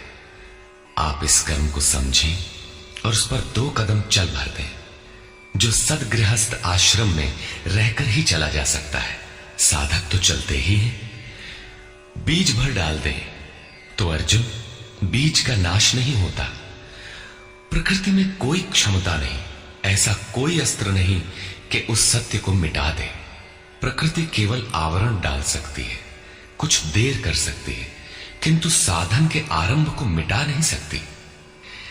आगे श्री कृष्ण ने बताया कि सभी पापियों से भी बड़ा पापी ही क्यों ना हो, ज्ञान रूपी नौका द्वारा निसंदेह पार हो जाएगा। ठीक उसी बात को यहां कहते हैं कि अर्जुन, निष्काम कर्मयोग का बीजारोपण भर कर दें तो उस बीज का कभी नाश नहीं होता। विपरीत फल रूपी दोष भी इसमें नहीं होता कि आपको स्वर्ग, रिद्धियों या सिद्धियों तक पहुंचाकर छोड़ दे। आप ये साधन भले छोड़ दें, किंतु ये साधन आपका उद्धार करके ही छोड़ेगा। इस निष्काम कर्मयोग का थोड़ा सा भी साधन जन्म मृत्यु के महान भय से उद्धार कर देता है। अनेक जन्म संसिद्धस्ततो याति पराम गतिम। कर्म का यह बीजारोपण अनेक जन्म के पश्चात वहीं खड़ा कर देगा जहां परम धाम है, परम गति है। इसी क्रम में आगे कहते हैं, व्यवसायात्मिका बुद्धि एकेह कुरु नंदन बहुशाखा ह्यनन्ताश्च बुद्धयो व्यवसायिनाम्। अर्जुन, इस निष्काम कर्म योग में क्रियात्मक बुद्धि एक ही है, क्रिया एक है और परिणाम एक ही है। आत्मिक संपत्ति ही स्थिर संपत्ति है। इस संपत्ति को प्रकृति के द्वंद्व में शनैः शनैः अर्जित करना व्यवसाय है। यह व्यवसाय अथवा निश्चयात्मक क्रिया भी एक ही है। तब तो जो लोग बहुत सी क्रियाएं बताते हैं, क्या वे भजन नहीं करते? श्री कृष्ण कहते हैं, हां, वे भजन नहीं करते। उन पुरुषों की बुद्धि अनंत शाखाओं वाली होती है, इसलिए अनंत क्रियाओं का विस्तार कर लेते हैं। यामिमां पुष्पितां वाचं प्रवदन्त्यविपश्चितः वेदमादरताः पार्थ नान्यदस्तीति वादिनः। कामात्मानः स्वर्गपरा जन्मकर्मफलप्रदाम् क्रियाविशेषबहुलाम् भोगैश्वर्यगतिं प्रति। पार्थ, वे कामात्मानः, कामनाओं से युक्त, वेदवादरता, वेद के वाक्यों में अनुरक्त, स्वर्गपराः, स्वर्ग को ही परम लक्ष्य मानते हैं कि इसके आगे कुछ है ही नहीं। ऐसा कहने वाले अविवेकी जन जन्म मृत्यु रूपी फल देने वाली भोग और ऐश्वर्य की प्राप्ति के लिए बहुत सी क्रियाओं का विस्तार कर लेते हैं और दिखावटी शोभा युक्त वाणी में व्यक्त भी करते हैं। अर्थात अविवेकियों की बुद्धि अनंत भेदों वाली होती है। वे फल वाले वाक्य में ही अनुरक्त रहते हैं, वेद के वाक्यों को ही प्रमाण मानते हैं, स्वर्ग को ही श्रेष्ठ मानते हैं। उनकी बुद्धि बहुत सी भेदों वाली है, इसलिए अनंत क्रियाओं की रचना कर लेते हैं। वे नाम तो परम तत्व परमात्मा का ही लेते हैं, किंतु उसकी ओट में अनंत क्रियाओं का विस्तार कर लेते हैं। तो क्या अनंत क्रियाएं कर्म नहीं है? श्री कृष्ण कहते हैं, नहीं, क्रियाएं कर्म नहीं है, तो वो एक निश्चित क्रिया है क्या? श्री कृष्ण अभी ये नहीं बताते। अभी तो केवल इतना कहते हैं कि अविवेकियों की बुद्धि अनंत शाखाओं वाली होती है, इसलिए वे अनंत क्रियाओं का विस्तार कर लेते हैं।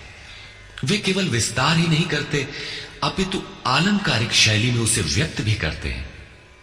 उसका प्रभाव क्या होता है?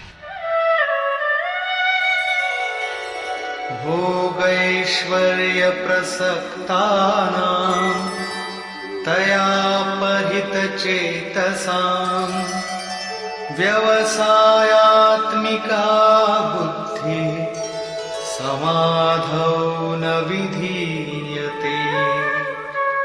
उनकी वाणी की छाप जिन जिन के चित्त पर पड़ जाती है अर्जुन, उनकी भी बुद्धि नष्ट हो जाती है, न कि वे कुछ पाते हैं।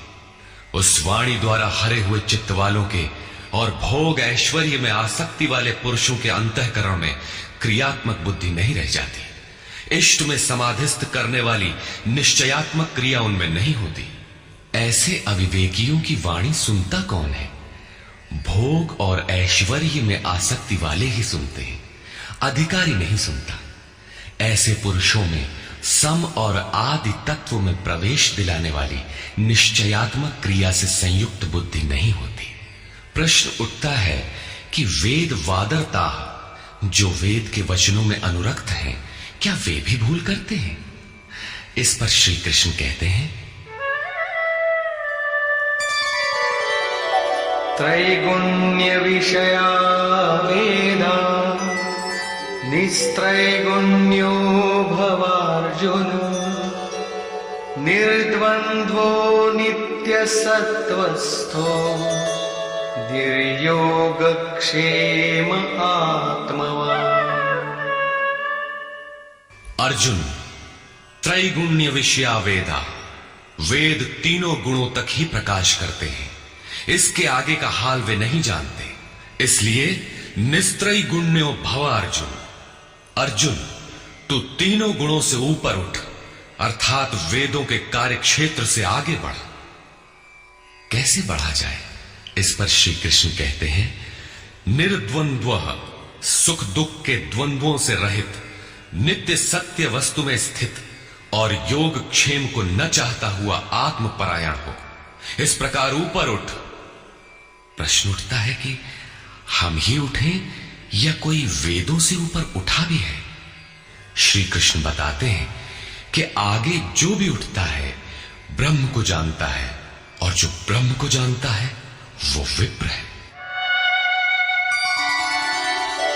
यावानर्थ उदपाने सर्वतः संप्लुतोदके तावान् सर्वेषु वेदेषु ब्राह्मणस्य विजानतः। सब ओर से परिपूर्ण जलाशय को प्राप्त होने पर मनुष्य का छोटे जलाशय से जितना प्रयोजन रहता है, अच्छी प्रकार ब्रह्म को जानने वाले ब्राह्मण का वेदों से उतना ही प्रयोजन रहता है। तात्पर्य यह है कि जो वेदों से ऊपर उठता है वो ब्रह्म को जानता है, वही ब्राह्मण है। अर्थात तू वेदों से ऊपर उठ, ब्राह्मण बन। अर्जुन क्षत्रिय था, श्री कृष्ण कहते हैं कि ब्राह्मण बन। ब्राह्मण, क्षत्रिय इत्यादि वर्ण स्वभाव की क्षमताओं के नाम है। ये कर्म प्रधान है, न कि जन्म से निर्धारित होने वाली कोई रूढ़ी। जिसे गंगा की धारा प्राप्त है उसे क्षुद्र जलाशय से क्या प्रयोजन? कोई उसमें शौच लेता है तो कोई पशुओं को नहला देता है, इसके आगे कोई उपयोग नहीं है। इसी प्रकार ब्रह्म को साक्षात जानने वाले उस विप्र महापुरुष का, उस ब्राह्मण का वेदों से उतना ही प्रयोजन रह जाता है। प्रयोजन रहता अवश्य है, वेद रहते हैं क्योंकि पीछे वालों के लिए उनका उपयोग है। वहीं से चर्चा आरंभ होगी। इसके उपरांत योगेश्वर श्री कृष्ण कर्म करते समय की जाने वाली सावधानियों का प्रतिपादन करते हैं। कर्मण्येवाधिकारस्ते मा फलेषु कदाचन मा कर्मफलहेतुर्भूः ते संगोस्त्वकर्मणि। कर्म करने में ही तेरा अधिकार हो, फल में कभी नहीं। ऐसा समझ के फल है ही नहीं। फल की वासना वाला भी मत हो और कर्म करने में तेरी अश्रद्धा भी ना हो। अब तक योगेश्वर श्री कृष्ण ने 39वें श्लोक में पहली बार कर्म का नाम लिया, किंतु यह नहीं बताया कि वो कर्म है क्या और उसे करें कैसे। उस कर्म की विशेषताओं पर प्रकाश डाला कि अर्जुन, इस कर्म द्वारा तू कर्मों के बंधन से अच्छी प्रकार छूट जाएगा। अर्जुन, इसमें आरंभ का अर्थात बीज का नाश नहीं है। आरंभ कर दे तो प्रकृति के पास कोई उपाय नहीं कि उसे नष्ट कर दे। अर्जुन, इसमें सीमित फल रूपी दोष भी नहीं है कि स्वर्ग रिद्धियों सिद्धियों में फंसाकर खड़ा कर दे। अर्जुन, इस कर्म का थोड़ा भी साधन जन्म मरण के भय से उद्धार कराने वाला होता है। किंतु अभी तक उन्होंने ये नहीं बताया कि वो कर्म है क्या, किया कैसे जाए। इसी अध्याय के 41वें श्लोक में उन्होंने बताया, अर्जुन, इसमें निश्चयात्मक बुद्धि एक ही है, क्रिया एक ही है। तो क्या बहुत सी क्रिया वाले भजन नहीं करते? श्री कृष्ण कहते हैं, वे कर्म नहीं करते। इसका कारण बताते हुए कहते हैं कि अविवेकियों की बुद्धि अनंत शाखा वाली होती है, इसलिए वे अनंत क्रियाओं का विस्तार कर लेते हैं। वे दिखावटी शोभा युक्त वाणी में इन क्रियाओं को व्यक्त भी करते हैं। उनकी वाणी की छाप जिनके चित्त पर पड़ जाती है, उनकी भी बुद्धि नष्ट हो जाती है। अतः निश्चयात्मक क्रिया एक ही है, लेकिन यह नहीं बताया कि वो क्रिया कौन सी है।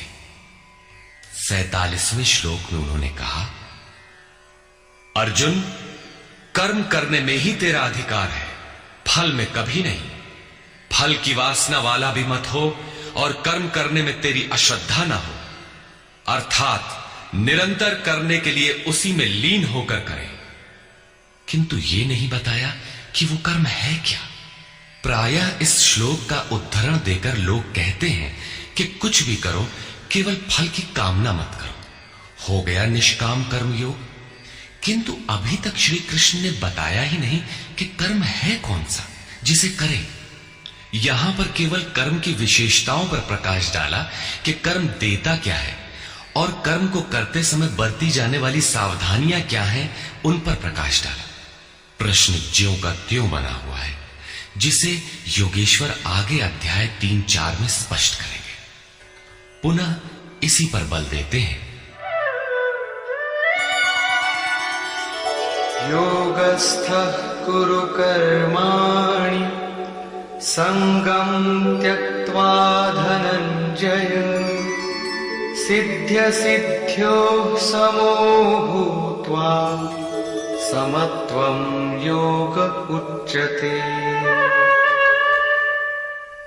धनंजय, आसक्ति और संग दोष को त्याग कर सिद्धि और असिद्धि में समान भाव रखकर योग में स्थित होकर कर्म कर। कौन सा कर्म? निष्काम कर्म कर। समत्वम योग उच्यते। ये समत्व भाव ही योग कहलाता है। विषमता जिसमें ना हो, ऐसा भाव समत्व कहलाता है। रिद्धियां सिद्धियां विषम बनाती है, आसक्ति हमें विषम बनाती है, फल की इच्छा विषमता पैदा करती है। इसीलिए फल की वासना न हो, फिर भी कर्म करने में अश्रद्धा ना हो। देखी सुनी सभी वस्तुओं में आसक्ति का त्याग करके प्राप्ति और अप्राप्ति के विषय में न सोचकर केवल योग में स्थित रहते हुए कर्म कर। योग से चित्त चलायमान न हो। योग एक पराकाष्ठा की स्थिति है और एक प्रारंभ की स्थिति भी होती है। प्रारंभ में भी हमारी दृष्टि लक्ष्य पर ही रहनी चाहिए। अतः योग पर दृष्टि रखते हुए कर्म का आचरण करना चाहिए। समत्व भाव अर्थात सिद्धि और असिद्धि में समभाव ही योग कहलाता है। जिसको सिद्धि और असिद्धि विचलित नहीं कर पाती, विषमता जिसमें पैदा नहीं होती, ऐसा भाव होने के कारण यह समत्व योग कहलाता है। ये इष्ट से समत्व दिलाता है, इसीलिए इसे समत्व योग कहते हैं।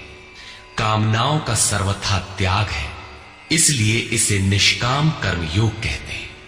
कर्म करना है, इसलिए इसे कर्म योग कहते हैं। परमात्मा से मेल कराता है, इसलिए इसका नाम योग अर्थात मेल है। इसमें बौद्धिक स्तर पर ध्यान रखना पड़ता है कि सिद्धि और असिद्धि में समभाव रहे, आसक्ति न हो, फल की वासना न आने पाए। इसलिए यही निष्काम कर्म योग बुद्धि योग भी कहा जाता है। दूरेण ह्यवरं कर्म बुद्धियोगात् धनञ्जय बुद्धौ शरणमन्विच्छ कृपणाः फलहेतवः। धनंजय, अवरम कर्म, निकृष्ट कर्म, वासना वाले कर्म बुद्धि योग से अत्यंत दूर है। फल की कामना वाले कृपण हैं। वे आत्मा के साथ उदारता नहीं बरतते। अतः समत्व बुद्धि योग का आश्रय ग्रहण कर। जैसी कामना है वैसा मिल भी जाए तो उसे भोगने के लिए शरीर धारण करना पड़ेगा। आवागमन बना है तो कल्याण कैसा। साधक को तो मोक्ष की भी वासना नहीं रखनी चाहिए, क्योंकि वासनाओं से मुक्त होना ही तो मोक्ष है।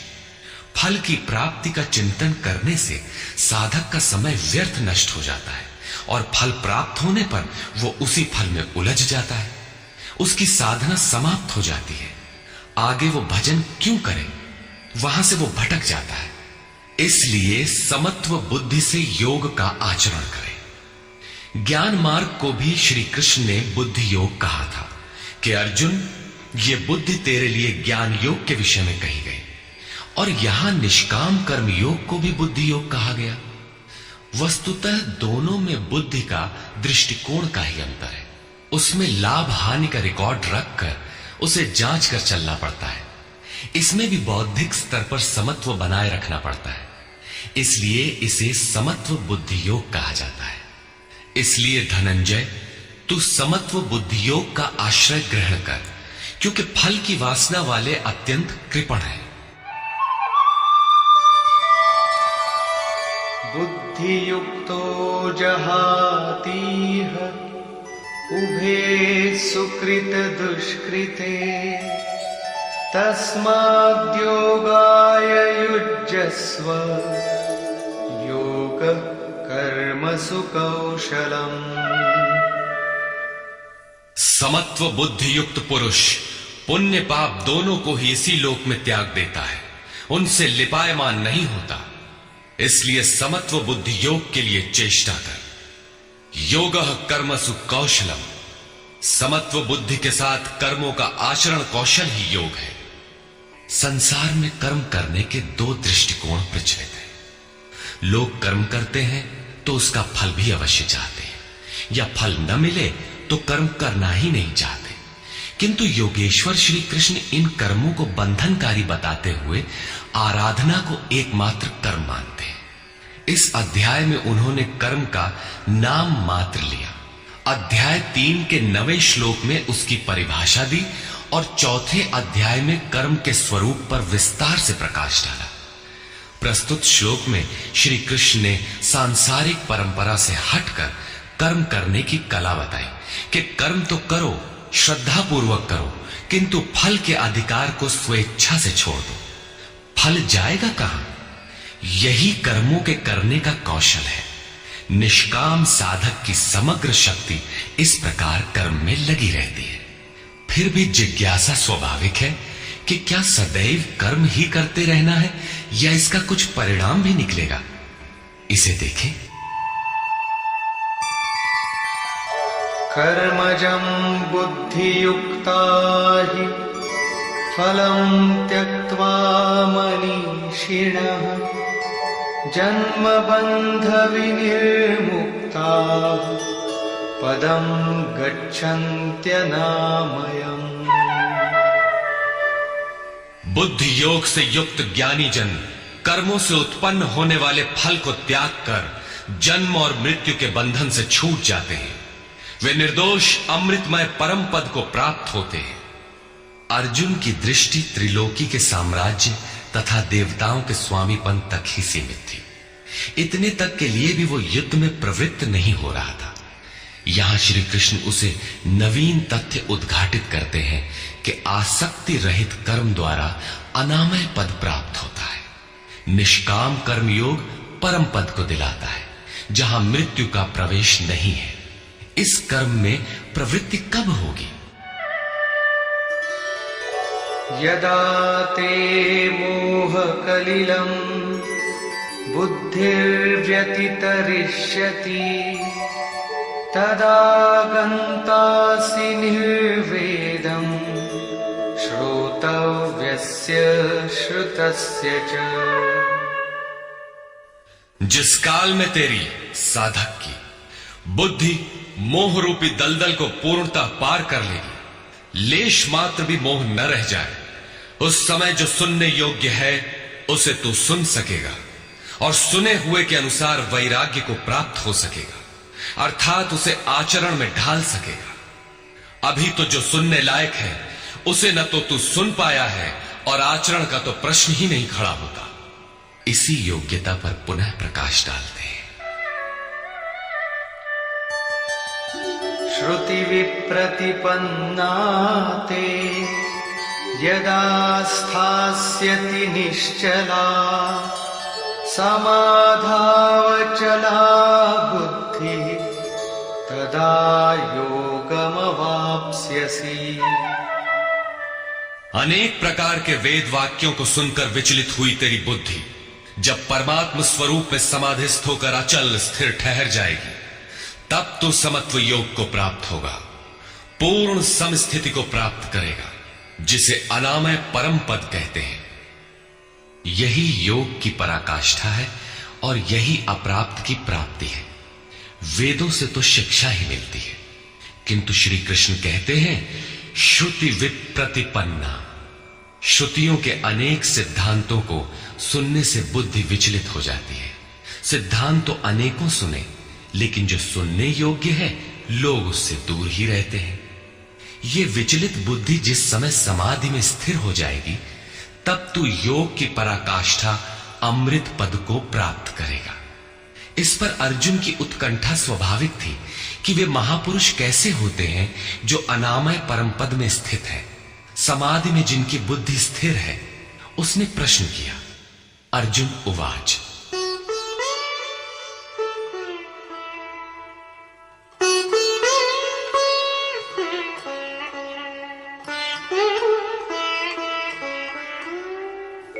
स्थितप्रज्ञस्य का भाषा समाधिस्थस्य केशव स्थितधिः किं प्रभाषेत किमासीत व्रजेत किम्। समाधीयते चित्तम यस्मिन् स आत्मा एव समाधिः। जिसमें चित्त का समाधान किया जाए वो आत्मा ही समाधि है। अनादि तत्व में जो समत्व प्राप्त कर ले उसे समाधिस्थ कहते हैं।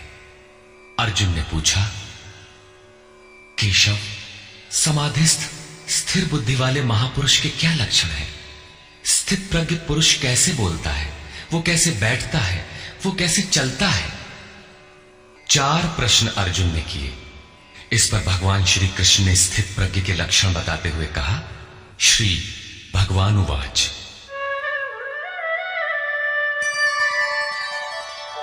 प्रजहाति यदा कामान् सर्वान् पार्थमनोगतान् आत्मन्येवात्मना तुष्टः स्थितप्रज्ञस्तदोच्यते। पार्थ, जब मनुष्य मन में स्थित संपूर्ण कामनाओं को त्याग देता है, तब वो आत्मा से ही आत्मा में संतुष्ट हुआ स्थिर बुद्धि वाला कहा जाता है। कामनाओं के त्याग पर ही आत्मा का दिग्दर्शन होता है। ऐसा आत्माराम आत्मतृप्त महापुरुष ही स्थित प्रज्ञ है। दुःखेष्वनुद्विग्नमनः सुखेषु विगतस्पृहः वीतरागभयक्रोध स्थितधीर्मुनिरुच्यते। दैहिक, दैविक तथा भौतिक दुखों में जिसका मन उद्विग्न नहीं होता, सुखों की प्राप्ति में जिसकी स्पृहा दूर हो गई है तथा जिसके राग, भय और क्रोध नष्ट हो गए हैं, मननशीलता की चरम सीमा पर पहुंचा हुआ मुनि स्थित प्रज्ञ कहा जाता है। उसके अन्य लक्षण बताते हैं। यः सर्वत्रानभिस्नेहः तत्तत्प्राप्य शुभाशुभम् नाभिनन्दति न द्वेष्टि तस्य प्रज्ञा प्रतिष्ठिता। जो पुरुष सर्वत्र स्नेह रहित हुआ, शुभ अथवा अशुभ को प्राप्त होकर न तो प्रसन्न होता है और न द्वेष करता है, उसकी बुद्धि स्थिर है। शुभ वो है जो परमात्म स्वरूप में लगाता है, अशुभ वो है जो प्रकृति की ओर ले जाने वाला होता है। किंतु स्थित प्रज्ञ पुरुष अनुकूल परिस्थितियों से न प्रसन्न होता है और न प्रतिकूल परिस्थितियों से द्वेष करता है, क्योंकि प्राप्त होने योग्य वस्तु न उससे भिन्न है और न पतित करने वाले विकार ही उसके लिए है। अर्थात अब साधन से उसका अपना कोई प्रयोजन नहीं रहा। ऐसा व्यक्ति स्थित प्रज्ञ कहा जाता है।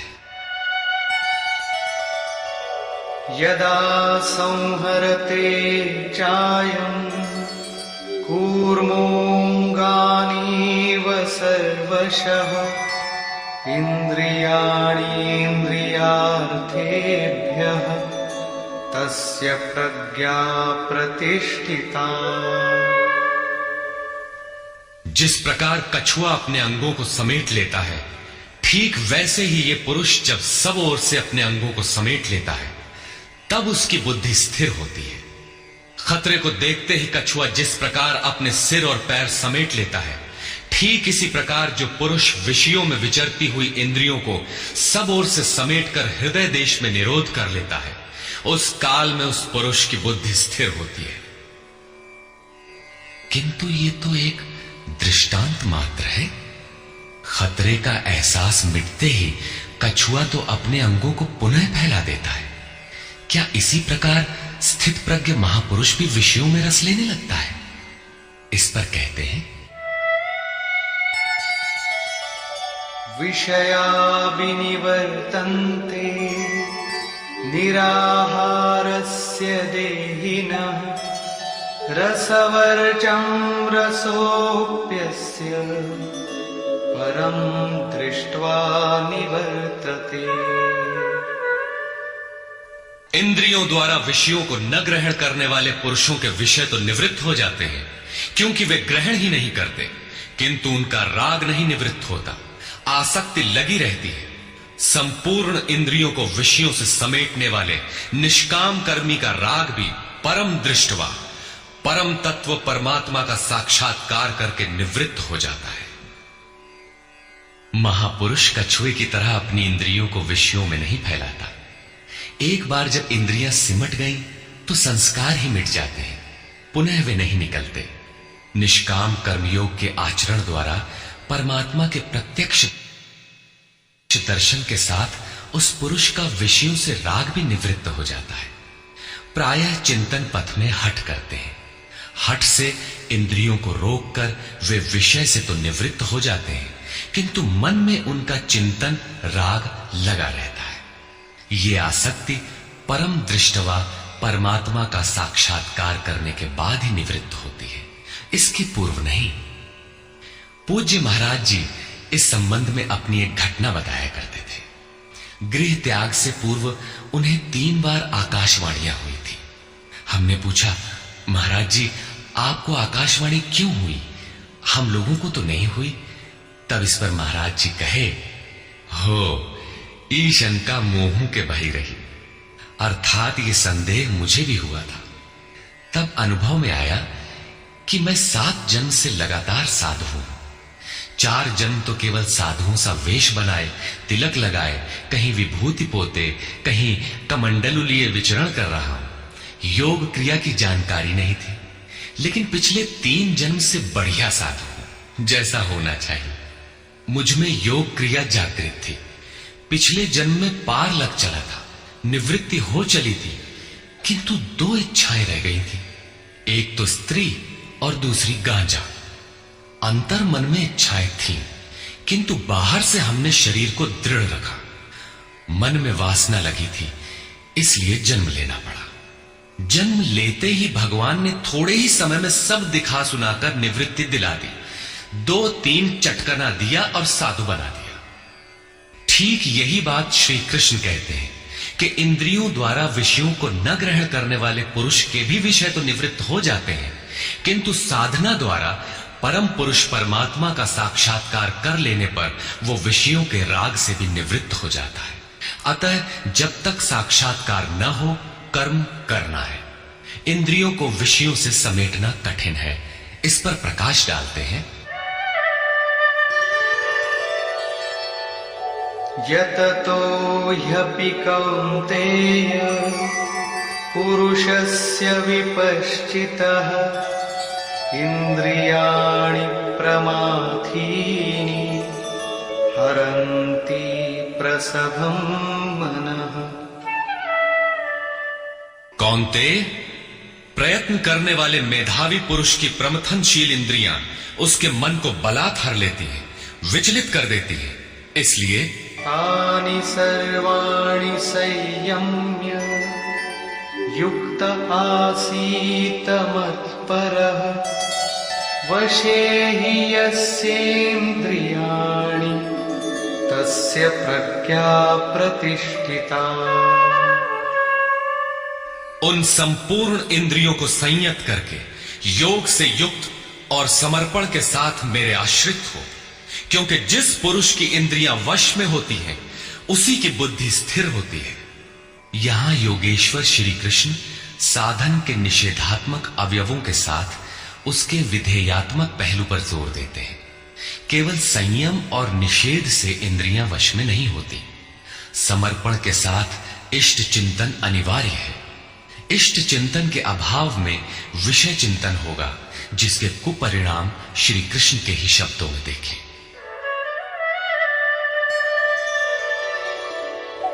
ध्यायतो विषयान् पुंसः संगस्तेषूपजायते संगात् संजायते कामः कामात् क्रोधोऽभिजायते। विषयों का चिंतन करने वाले पुरुष की उन विषयों में आसक्ति हो जाती है। आसक्ति से कामना उत्पन्न होती है। कामना पूर्ति में व्यवधान आने से क्रोध उत्पन्न होता है। क्रोध किसे जन्म देता है? क्रोधाद् भवति सम्मोहः सम्मोहात् स्मृतिविभ्रमः स्मृतिभ्रंशात् बुद्धिनाशो बुद्धिनाशात् प्रणश्यति। क्रोध से विशेष मूर्ता अर्थात अविवेक उत्पन्न होता है। नित्य अनित्य वस्तु का विचार नहीं रह जाता। अविवेक से स्मरण शक्ति भ्रमित हो जाती है, जैसा अर्जुन को हुआ था। भ्रमतीव च मे मनः। गीता के समापन पर उसने कहा, नष्टो मोह स्मृतिर्लब्धा। क्या करें क्या न करें, इसका निर्णय नहीं हो पाता। स्मृति भ्रमित होने से योग परायण बुद्धि नष्ट हो जाती है, और बुद्धि नाश होने से ये पुरुष अपने श्रेय साधन से च्युत हो जाता है। यहां श्री कृष्ण ने बल दिया है कि विषयों का चिंतन नहीं करना चाहिए। साधक को नाम, रूप, लीला और धाम में ही कहीं लगे रहना चाहिए। भजन में ढील देने पर मन विषयों में जाएगा। विषयों के चिंतन से आसक्ति हो जाती है। आसक्ति से उस विषय की कामना साधक के अंतर मन में होने लगती है। कामना की पूर्ति में व्यवधान होने पर क्रोध, क्रोध से अविवेक, अविवेक से स्मृति भ्रम और स्मृति भ्रम से बुद्धि नष्ट हो जाती है। निष्काम कर्म योग को बुद्धि योग कहा जाता है, क्योंकि बुद्धि स्तर पर इसमें विचार रखना चाहिए कि कामनाएं न आने पाए। फल है ही नहीं, कामना आने से यह बुद्धि योग नष्ट हो जाता है। साधन करिय विचारहीन, मन शुद्ध होए नहीं तैसे। विचार आवश्यक है। विचार शून्य पुरुष श्रेय साधन से नीचे गिर जाता है। साधन क्रम टूट जाता है, सर्वथा नष्ट नहीं होता। भोग के पश्चात साधन वहीं से पुनः आरंभ होता है जहां अवरुद्ध हुआ था। ये तो विषयाभिमुख साधक की गति है। स्वाधीन अंतःकरण वाला साधक किस गति को प्राप्त होता है? इस पर श्री कृष्ण कहते हैं, रागद्वेष वियुक्तैस्तु विषयानिन्द्रियैश्चरन् आत्मवश्यैर्विधेयात्मा प्रसादमधिगच्छति। आत्मा की विधि को प्राप्त प्रत्यक्षदर्शी महापुरुष राग द्वेष से रहित, वश में की हुई अपनी इंद्रियों द्वारा विषयान चरण, विषयों में विचरता हुआ भी प्रसाद मधिगच्छति, अंतःकरण की निर्मलता को प्राप्त होता है। वो अपनी भाव दृष्टि में रहता है। महापुरुष के लिए विधि निषेध नहीं रह जाते, उसके लिए कहीं अशुभ नहीं रहता जिससे वो बचाव करे, तथा उसके लिए कोई शुभ शेष नहीं रह जाता जिसकी वो कामना करे।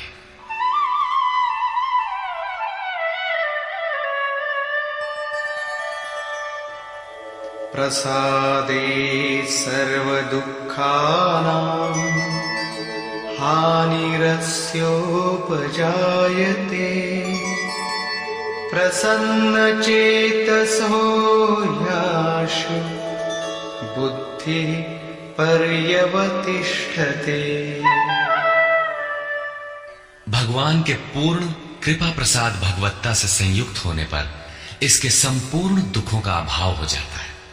दुखालयम अशाश्वतम, संसार का अभाव हो जाता है और उस प्रसन्न चित्त वाले पुरुष की बुद्धि शीघ्र ही अच्छी प्रकार स्थिर हो जाती है। किंतु जो योग युक्त नहीं है उनकी दशा पर प्रकाश डालते हैं। नास्ति बुद्धिरयुक्तस्य न चायुक्तस्य भावना न चाभावयतः शान्तिः अशान्तस्य कुतः सुखम्।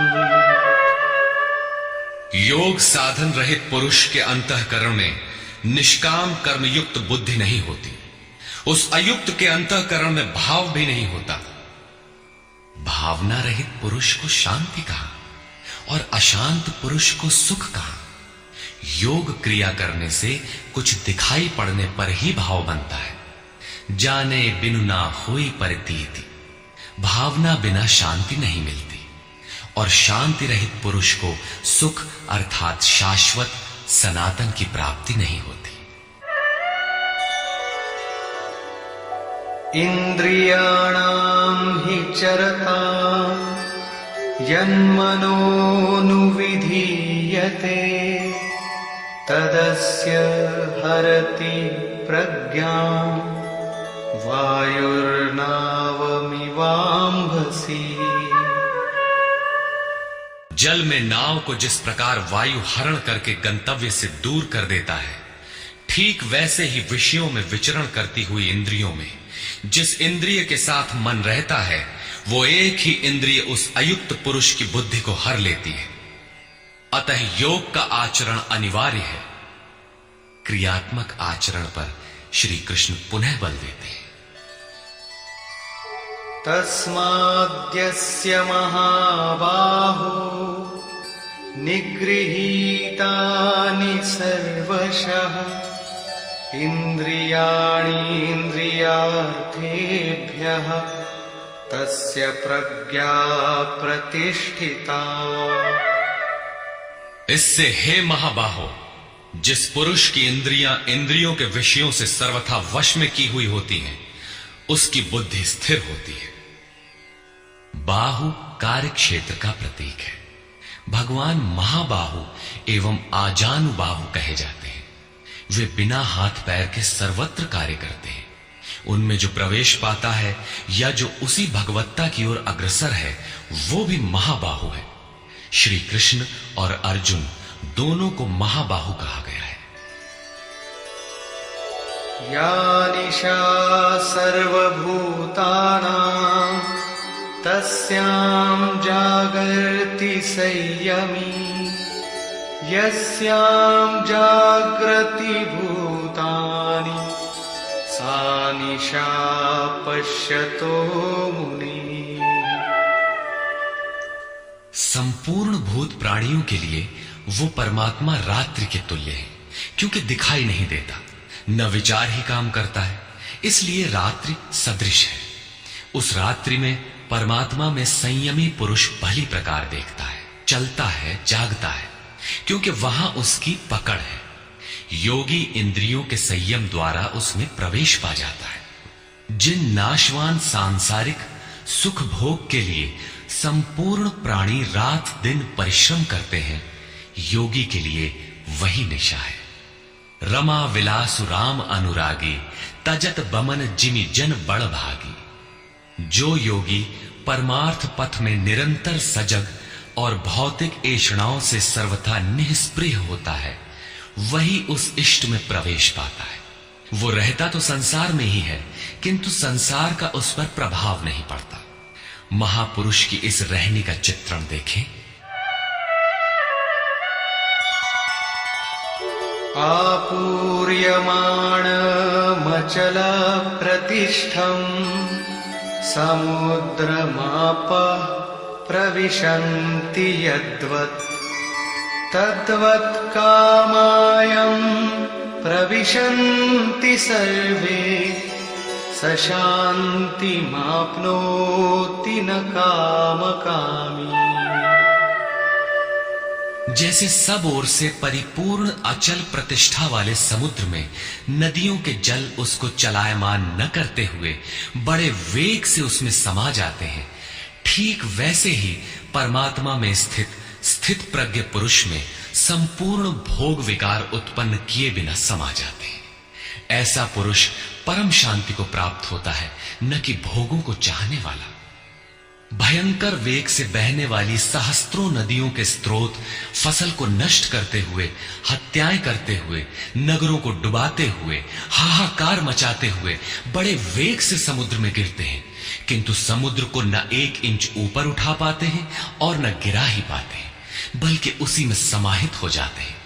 ठीक इसी प्रकार स्थित प्रज्ञ महापुरुष के प्रति संपूर्ण भोग उतने ही वेग से आते हैं, किंतु समाहित हो जाते हैं।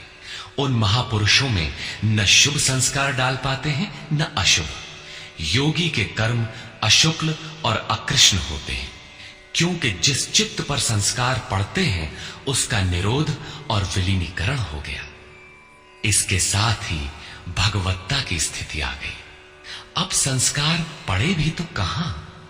इस एक ही श्लोक में श्री कृष्ण ने अर्जुन के कई प्रश्नों का समाधान कर दिया। उसकी जिज्ञासा थी कि स्थित प्रज्ञ महापुरुष के लक्षण क्या हैं, वो कैसे बोलता है, कैसे बैठता है, कैसे चलता है। श्री कृष्ण ने एक ही शब्द में उत्तर दिया कि वे समुद्रवत होते हैं। उनके लिए विध निषेध नहीं होता कि ऐसे बैठो और ऐसे चलो। वे ही परम शांति को प्राप्त होते हैं, क्योंकि वे संयमी हैं। भोगों की कामना वाला शांति नहीं पाता। इसी पर पुनः बल देते हैं। विहाय कामान्यः सर्वान् पुमांश्चरति निःस्पृहः, निर्ममो निरहंकारः स शान्तिमधिगच्छति। जो पुरुष संपूर्ण कामनाओं को त्याग कर निर्ममा, मैं और मेरे के भाव तथा अहंकार और स्पृहा से रहित होता हुआ बरतता है, वो उस परम शांति को प्राप्त होता है जिसके बाद कुछ भी पाना शेष नहीं रह जाता। एषा ब्राह्मी स्थितिः पार्थ, नैनां प्राप्य विमुह्यति। स्थित्वा स्यामन्तकालेऽपि ब्रह्मनिर्वाणमृच्छति। पार्थ, उपर्युक्त स्थिति ब्रह्म को प्राप्त हुए पुरुष की स्थिति है। समुद्रवत उन महापुरुषों में विषय नदियों की तरह समा जाते हैं। वे पूर्ण संयमी और प्रत्यक्षता परमात्मदर्शी हैं। केवल अहम ब्रह्मास्मि पढ़ लेने या रट लेने से यह स्थिति नहीं मिलती। साधन करके ही इस ब्रह्म की स्थिति को पाया जाता है। ऐसा महापुरुष ब्रह्म निष्ठा में स्थित रहते हुए शरीर के अंत काल में भी ब्रह्मानंद को ही प्राप्त होता है। निष्कर्ष, प्रायः कुछ लोग कहते हैं कि दूसरे अध्याय में गीता पूर्ण हो गई, किंतु यदि केवल कर्म का नाम मात्र लेने से कर्म पूरा हो जाता हो तब तो गीता का समापन माना जा सकता है।